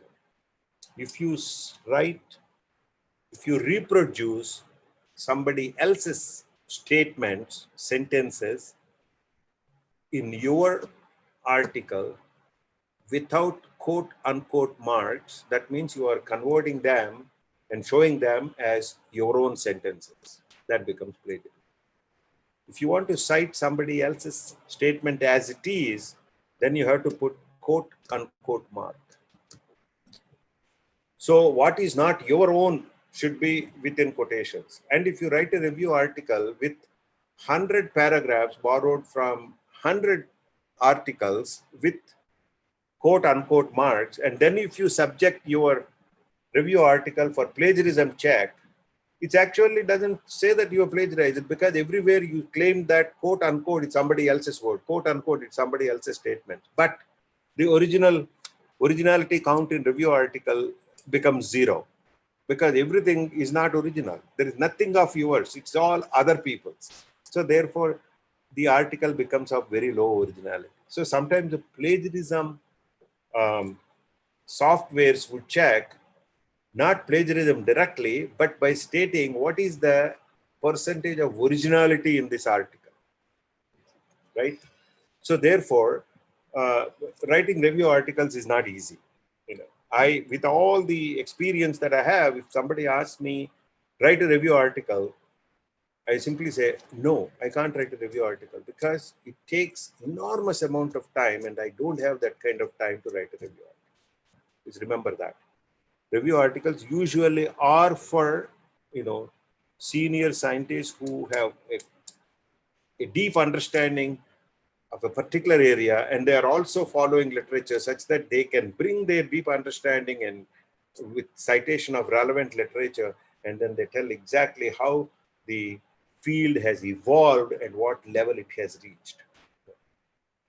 But if students want to write a review article, please do, but not copying from other articles. That's very important. Miscellaneous aspects in manuscript writing is, your language has to be correct, and usage of units and different words, etc., has to be correct. Many of us have a habit of writing something. Some of the ones that I'm quoting here are usually what I see in manuscripts. Some people would write the symbol for H as hours as HRS, symbol for grams as GMS, but that's incorrect. It is passable in simple languages, where you write, maybe in your thesis and other things, but even there it is incorrect. Hour is H, gram is G, and kg is kilogram, K small, not capital. See, look at nanogram, mg, microgram, mu g, milligram, mg, and gram, gms. So it doesn't flow, right? So gram has to be g and kilogram, kg. So there is also logic behind using the symbols, but many people write those without following.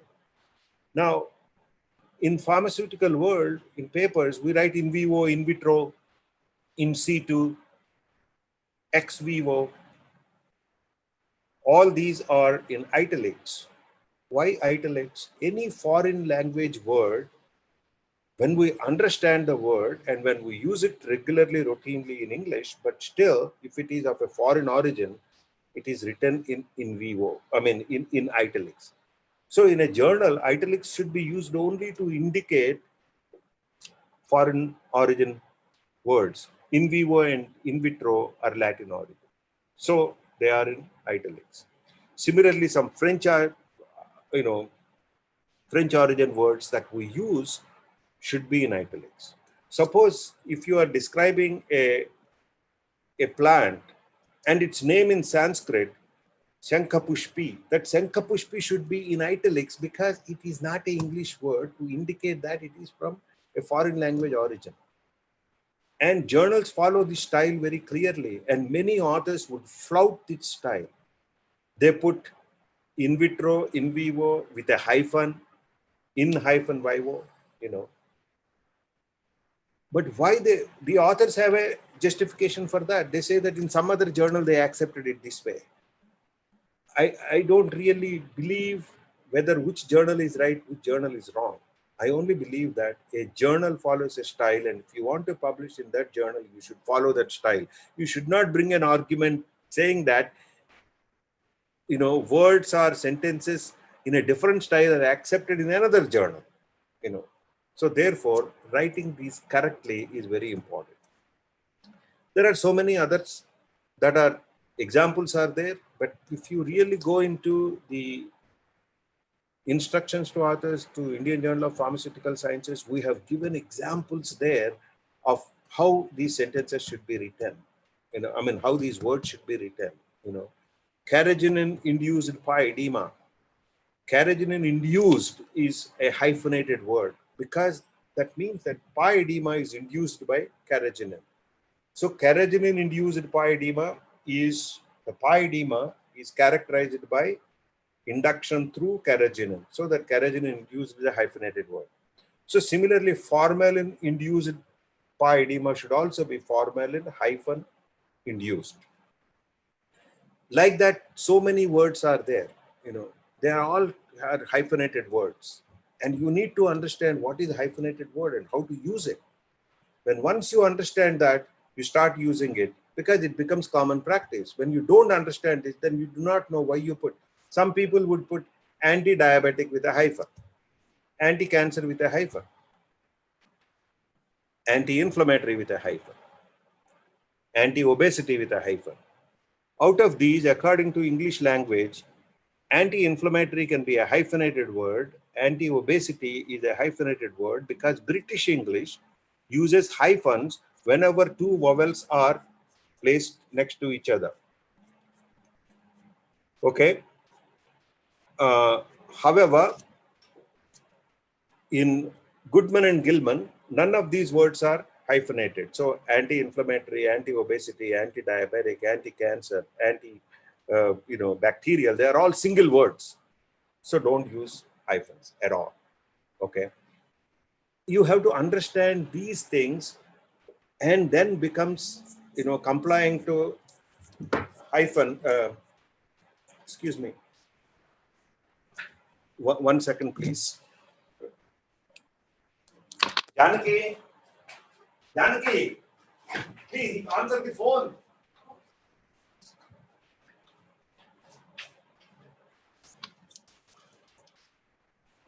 My sincere apologies because a phone call came that's very important. I can't take it. So I gave it to the phone to somebody else.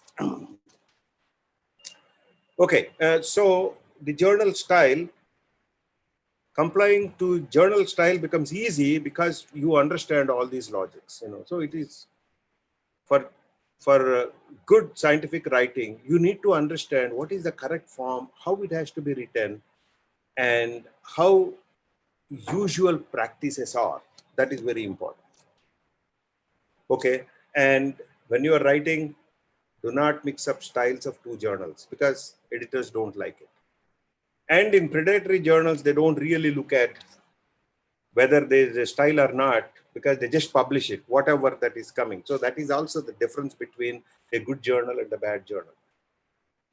Now, finally, what I want to say is, because publications play an important role, the number of publications play an important role in getting jobs, academic jobs, or promotions, or any other research jobs, publishing becomes very important. I mean, here the cartoon, which is pretty old cartoon from 1970s or 80s, say that publish or perish. If as a scientist, if you don't publish, you would perish as a scientist.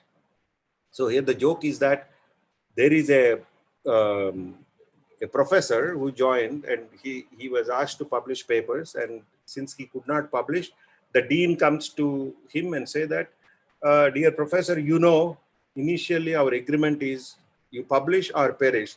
Since you have not published, please perish. So he is, putting silencer to a gun. So that perish means I'm going to shoot you.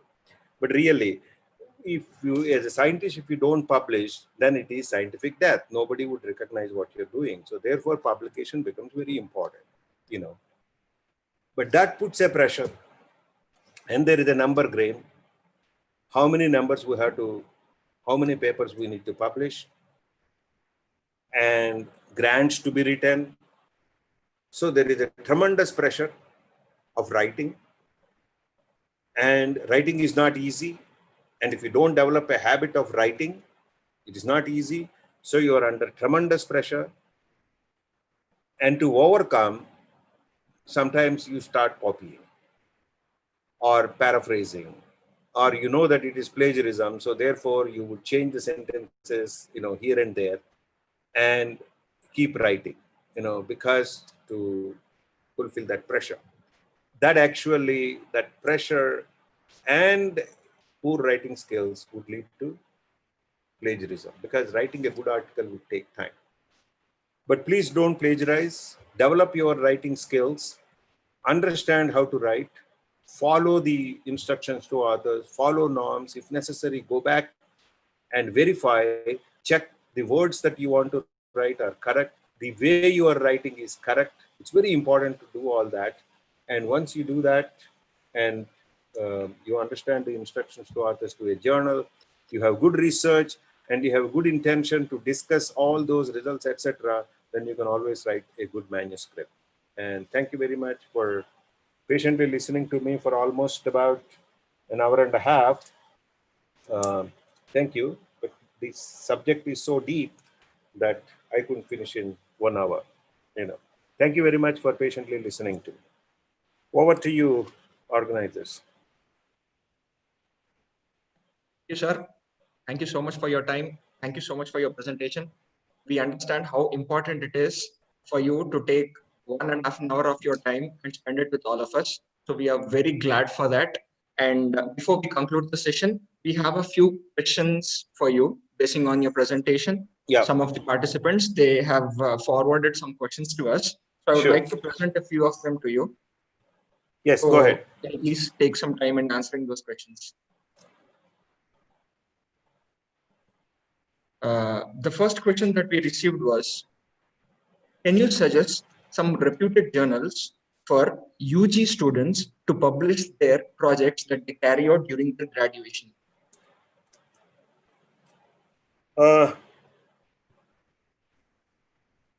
The word reputed journal itself is very difficult to answer, because reputed journals might not even consider undergraduate projects or undergraduate manuscripts, because the reputed journals, the quality of the paper to be written for publication is very high. So these may not fall in that category. Okay. The second is, if some journals can consider those, but if they have a reviewer, a peer reviewer policy, etc., then the peer reviewers may not consider these works are eligible for publication, or they may have questions raised, and then there is reviewers' comments, and the comments would come back, but the undergraduate students probably are under the pressure of completing their degree, so they may not be available to answer those. Okay, so publication in reputed journals always has these issues of reviewers' comments. You have to answer. If need be, you have to go to the lab and then do some more experiments, etc. So therefore, the question where UG students, you said undergraduate, right? Yes, sir. Yes, sir. Undergraduate students, some project, they're writing a paper, and then which reputed journal it should be published. It would be very difficult. I would consider that these students should be able to write it up as reports or small, short communications, and try to publish them in maybe newsletters, the institutional newsletters or association newsletters or association news magazines, etc. So, for example, in IPA, we have Pharma Times. Yes. We have also a drug information bulletin. We also have a CPD, Community Pharmacy Division e-magazine, and Sear Farm Forum has a eye care bulletin. In all these ones also, there is a scope for publication of some of these relevant topics, even if undergraduates prepare. But if they send it to Indian Journal of Pharmaceutical Sciences, we send it to reviewers, and reviewers reject it, we reject it. And if it is not prepared according to journal instructions to authors, we will reject it. So therefore, that problem arises. So the student should be wary of these issues. Yes, sir. Thank you, sir.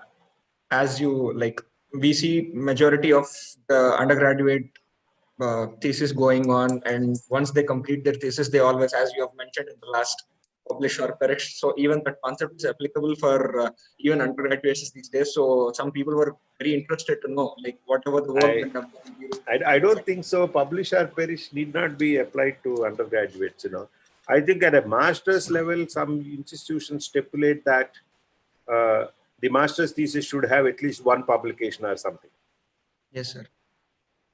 So there, the publication. See, in fact, many of these online, fast, rapid publishing journals have come up to fulfill this requirement only. Because even master students in India, you have thousands of master's candidates coming out. So there are almost like 20-30,000, even I may be understating, because more than 1,000 colleges are there. And then even if many of them has 30-40 MPharm students, then there are, a few thousands of students are coming, right? And all have theses and all have publications, and reputed journals cannot publish them, for one reason or the other. So these fast, rapid publishing journals are using that to publish them rapidly, and then students are happy, the journals are happy, the quality goes on for a toss. The reason is, I'm not saying that the undergraduate or a postgraduate research paper is not of quality. I'm saying that it can be made of quality if it is properly written. So that means there must be some hand holding and some helping them to write it correctly, right? But that mechanism is missing in our institutions. That is the reason why I'm making this statement. According to you, in case if there is a very good research that is being carried at undergraduate level, then as you mentioned rightly, Pharma Times is a very good platform. Pharma Times can be considered, but Pharma Times need not publish, unrelated scientific publications. But if very good research is done at an undergraduate level, then there should be the mentors of those students should help them write a good paper that gets published in a good journal. Okay, sir. And we move on to the next question, sir. There are multiple ways in which we can represent our results of our thesis, of our research findings. So we have a question which is asking us on what is the most appropriate way of graphical representations of data that we acquire during the research for a proper publication. Let me simply state it. It's always a question, okay? It's in a comparative sense. Tables sometimes give a better understanding of changes. Okay. I'll give you an example. Suppose, in diabetic animals, if you are talking about, there's a control animal, and then there's a treated animal which became diabetic, and then a drug treated animal which is from a diabetic state, the treatment is bringing it back to normal. So how it is evaluated is periodically blood glucose levels are measured. So control blood glucose levels remain at a particular standard level. Diabetic blood glucose levels go up, and then maintained at a higher level, and treated diabetic animal levels would come down, whether either significantly come down or there is a trend, and they may come down to normal or they may not come down to normal. Normal is control, euglycemia. Now, if these numbers are very important to compare one number to the other number, and if you put it in a graphical form, it may not be very visible, okay?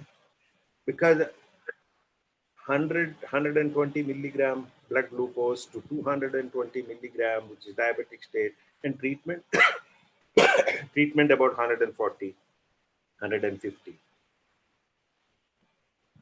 And a table which shows very clearly which numbers are significantly different with the asterisk is much more indicative, okay? But if there are clusters of data and there are so many numbers in a big table, then it becomes table busy and you cannot read it. Under those circumstances, if there are 5 treatments, let us say, for each arm, a control, untreated control, and 5 treatments at different time points, then bar graphs make it simpler. Because bar graph is one bar placed next to the other. Okay. And if it's a dissolution profile or something where it changes with time, and the changes with time between 2 different preparations, it is different, and table might not, in a tabular form, you might not perceive it. In a bar graph form, you might not perceive it because you are not looking at each time point, but how it progresses. Then a graphical representation of drawing a curve would give you a better idea. Okay. So what I'm trying to say is that if it is a point-to-point comparison, tables would give better.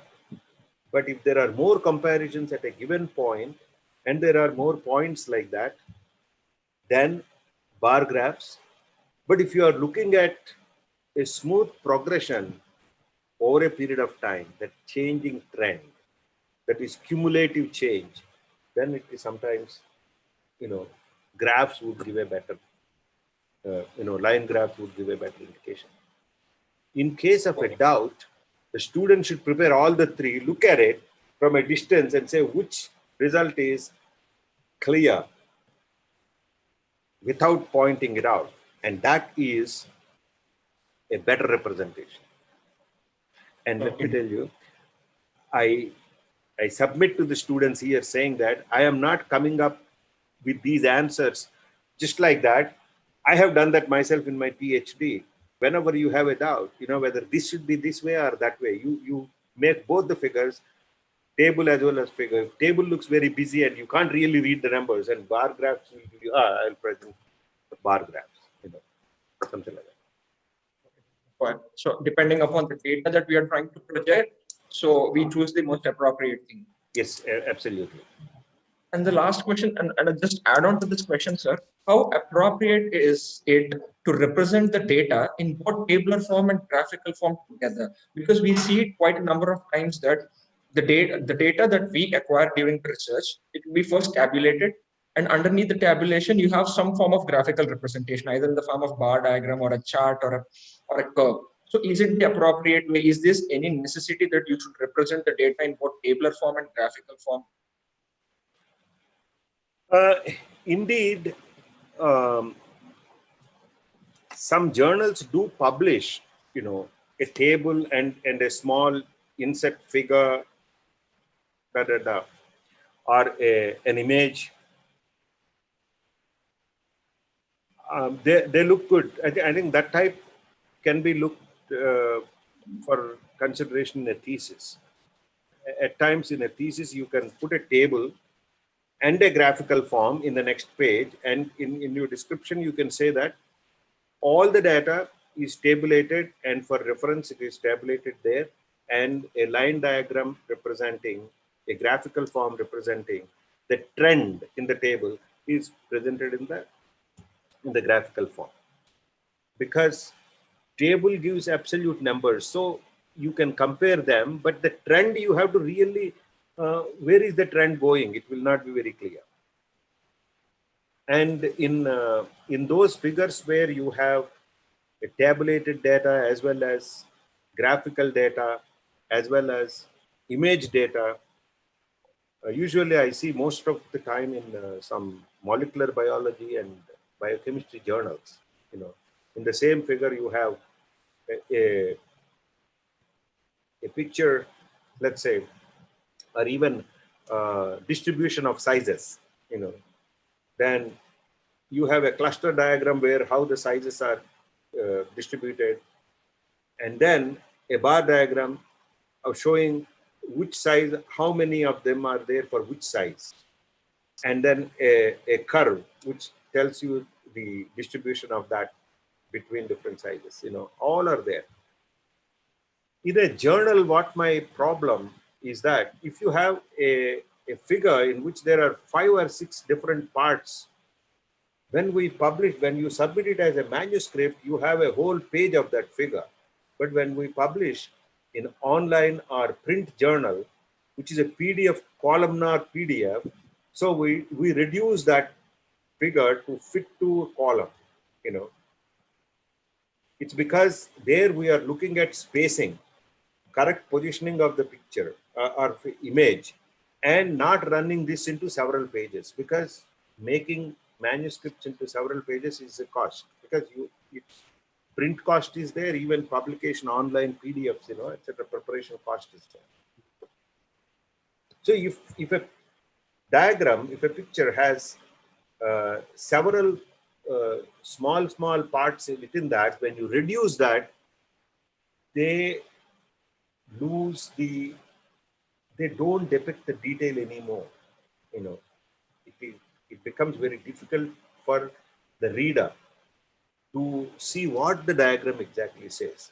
It is something like label on a drug, drug bottle, or on an ointment tube, or on a strip. lot of information is there, but how many times you can really read it? Sometimes you just cannot read it. You have to go and use a magnifying glass. Many a times I take a picture of my mobile and then expand to read what is there in that. That should not be the case. That's why we want very clear pictures, very clearly evident pictures, rather than combining everything together. Okay, sir. And moving on to the next question.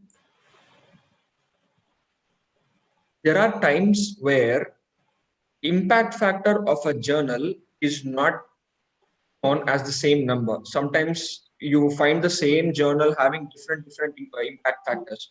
So how exactly we can know the original impact factor? No, I don't know the question. I don't think I understood the question correctly. A journal, no journal will have an impact factor constantly. It keeps changing. Okay. Every year, the impact factors are released. So, if 2017, if a journal has an impact factor of 1.3, in 2019 it could be 0.8. Okay. Or it could be 1.6. So it can go up and down because impact factors is based on the number of papers published and a number of times they are cited. So it's a dynamic number. It's not a static number. You suppose if a journal reaches an impact factor of 10, it doesn't mean that it's going to retain 10. And most authors fail to understand one particular thing. Journal doesn't create the impact factor. It is the science that is published in the journal creates the impact factor. Yes. It is individual scientists create the impact factor because they publish their papers and the papers are read widely, okay, and cited widely, then the impact factor increases. So journal is a platform on which these papers are published. And if the journal has a good impact factor, by virtue of papers that have already been published earlier have been cited well, then new papers on that published in that journal are preferentially read by authors because the journal has high impact papers. But if a high impact journal starts publishing trash or low quality research, people would simply say that, oh my God, this high impact journal has published this. I'm not going to cite this. And like that, if 3 or 4 papers get published in the journal, which decrease the citations, the impact factor falls down. If that case, sir, does this make any appropriateness that an article is published in the journal in a particular year where it is having a particular impact factor? Quite a couple of years later, the impact factor either goes up or either goes down. Now, the article which is published later, so will it carry the same impact factor or it changes accordingly? See, in fact, that article doesn't have any impact factor on that point. It is only that it is published in a journal of an impact factor. Okay. Okay. Yes, sir. Let's say a journal has an impact factor of 10, which means 100 manuscripts, 100 papers published in that journal in a year were cited 1,000 times. Right? It doesn't mean that all the 100 are cited 10 times such that it adds up to 1,000.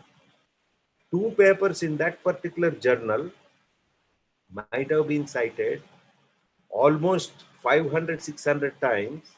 Well, there are few papers which have not been cited at all. But still those papers also, the authors of the papers claim that they have published in a high impact journal without their paper having any impact. Right? Therefore, everybody has to go and look at how many times their paper is cited. So the citation they have to look at. And that is where the HIndex of the author is important. Today I see some metrics. Somebody, I went to an interview as a panel member, not for a job. So people are asking a question, how many papers have you published and what is the cumulative impact factor? The question you have raised has come in the picture there. Suppose if I have published my papers in 2015, 2016, and those journals carried an impact factor that year, and then I say 5 papers published with a journal of impact factor of 5, then 5 times 5. So my cumulative impact factor of publications have become 25 because I published 5 papers in journals that are having a, impact factor of 5 plus or minus. Now this year, when I look at all the 5 journals, their cumulative impact factor has come to, let us say, 17 because they have fallen, Now whether my cumulative impact factor is 25 or 17, I have no idea, right? What should I show? The current impact factor. IJPS I know. 3 years ago it was 0.747 is the impact factor. Today it's 0.62. It has come down, right? Next year I do not know. It might go up. If more citations are there, it will go up. But if HIndex is used, then my HIndex is 25, means that 25 of my papers I published have been cited 25 times or more. That's a better indication, right?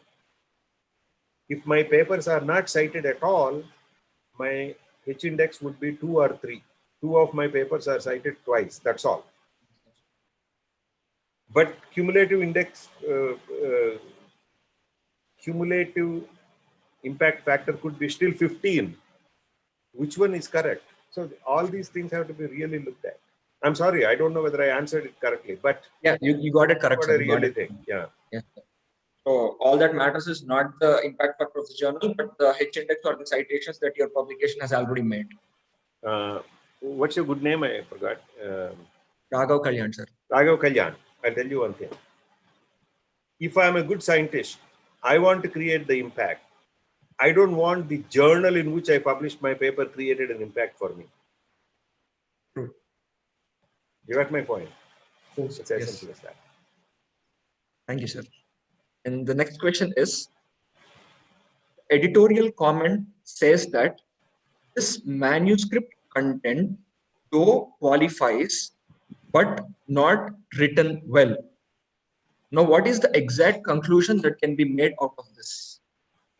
The conclusion is that the data, the sign, the results, everything in that manuscript are publishable, are of great value.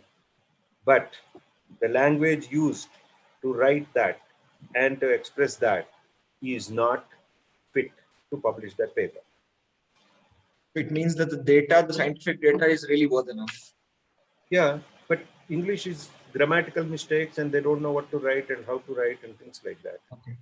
Okay. That's why initially I said that scientific writing is ability to express your data. Many people would say that, whatever, a few mistakes, editor would correct. I traveled a long journey with IJPS where many people said that, some of my research friends, academic friends, they simply say that, they say, Dr. Rao, consider this, we have made all the changes. If you still find some problems, you please adjust yourself. I ask a question here.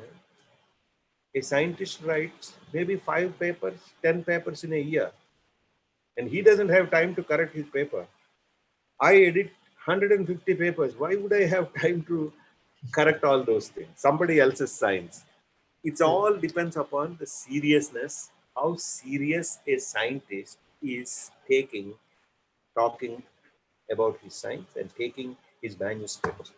He cannot push anything on the editor. Everything he has to correct. It's all the author's responsibility. Editor only points out if there are any problems, sees whether it meets the journal requirements, and if it meets, and the reviewers also say, editor publishes that. The final okay to publish it. But editor goes through the manuscript to see if there are mistakes. Editor goes through that if there are any violations of format, etc., etc., etc. Because if in a journal, papers of different nature, different styles have started getting published, author would say, editors don't do anything. मैं देखा तो, some papers are like this, some papers are like that. You blame editor. You got my point? Yes, sir. So it's very important that authors should make corrections to meet journal requirements. It is their primary responsibility. And Yes. language should be correct. Yes. A few mistakes here and there would be easily corrected by the editor. But editors don't rewrite your paper. Yes, sir. And we'll move on to the last question for the day. Is inclusion of review articles mandatory in bibliography for a publication? No, Not not at all. mandatory. Not at all. The inclusion of review articles is not mandatory in bibliography for publication. That question was asked by Raj Lakshmi. No journal should specify what sort of references should be there. Because these citation references depend on the type of activity, type of research, and the extent to which the author has done literature search. Okay. A reviewer may point out saying that you wrote so much about this particular introduction and topic. How come you have not consulted a recent review article that is published in this area to the author? Why does a reviewer, peer reviewer ask that question is, how come are you not aware of the recent literature? Editor would not look at that. Editor would not say that this paper is not eligible because that recent literature has not been reported. No. Sometimes peer reviewers as well as editor comment saying that if suppose authors wrote saying that recently this paper was published and then that paper was published in 2002, then the question comes is that how come 2002 has become recent, right? So authors fail to write it correctly. Authors should have written that the last known communication published in this topic was as far back as 2002, and subsequently no papers to our knowledge have been published indicating that this field is not receiving enough attention. There's something like that you can write. It's very difficult to actually tell what should be referenced and what should be written because it is highly subjected to manuscript, author to author, topic to topic, right? Some journals, they sometimes ask the authors that if your paper has to be published, you have to at least cite 2 papers that have already been published in this journal, and this is, let me tell you, is a malpractice. Why the editors are asking that is, why if they publish 40 papers and if they ask each of those 40 authors to at least cite 2 papers published in that author in that journal, the journal citation is going up by 80 citations. So automatically the citation, the impact factor increases for that journal. And authors are very proud that, oh, we got that impact factor, but that impact factor is created by forcibly asking the authors to cite papers in that from that journal. So that is wrong. Some publishers also take that view. As an editor, I don't look at that at all. Yes, sir. Relevant or irrelevant literature reported by the author is his problem. If I find irrelevant literature because I went that deep as an editor, I will reject the paper. But sometimes we don't have time to go that deep. A peer reviewer can go because peer reviewers probably peer review at least 5-10 papers in a year. But editor looks at 150 papers in a year. There's a lot of difference. Okay, sir. Thank you, sir. So those were the questions that we had from our participants and from our audience. And I once again thank you for your patience, for Hey, your welcome. time, and for your knowledge that is shared on this platform today. And before we leave the session, I would like to make a very small announcement. We are now completed with the first speaker, and the second session starts at 3 p.m. in the afternoon. So I request all the participants to be back by 3 p.m. so that we can start with the second session. And I also request the participants to please be patient, as the feedback form will be given once the second session is also completed. Thank you very much. And I'll see you at 3 p.m. for the second session. Thank you. Thank you, sir. Thank you very much. Okay, so how many people were there? I have no idea how many people were there. Actually, registered is more than 2,600, sir. But all of them will not come. No, around 250 candidates have participated. This would be ultimately streamed and kept in the YouTube, right? Yes, sir. Yes, sir. Yes, Yes. sir. Yeah. Mostly, probably by this evening, it will reach 1,000. Send me a link to that. Just Yeah, sure, sir. Sure. Okay. Yes, sir. Thank you, It took sir. a little longer than I expected, but I think it's worth it. But it is very much worthy, sir. Yeah, Thank you, sir. Thank you. Thank you very much, sir. Okay. Thank you. Bye, sir. Bye. I can leave now, right? Yes, sir. Yeah. Thank you.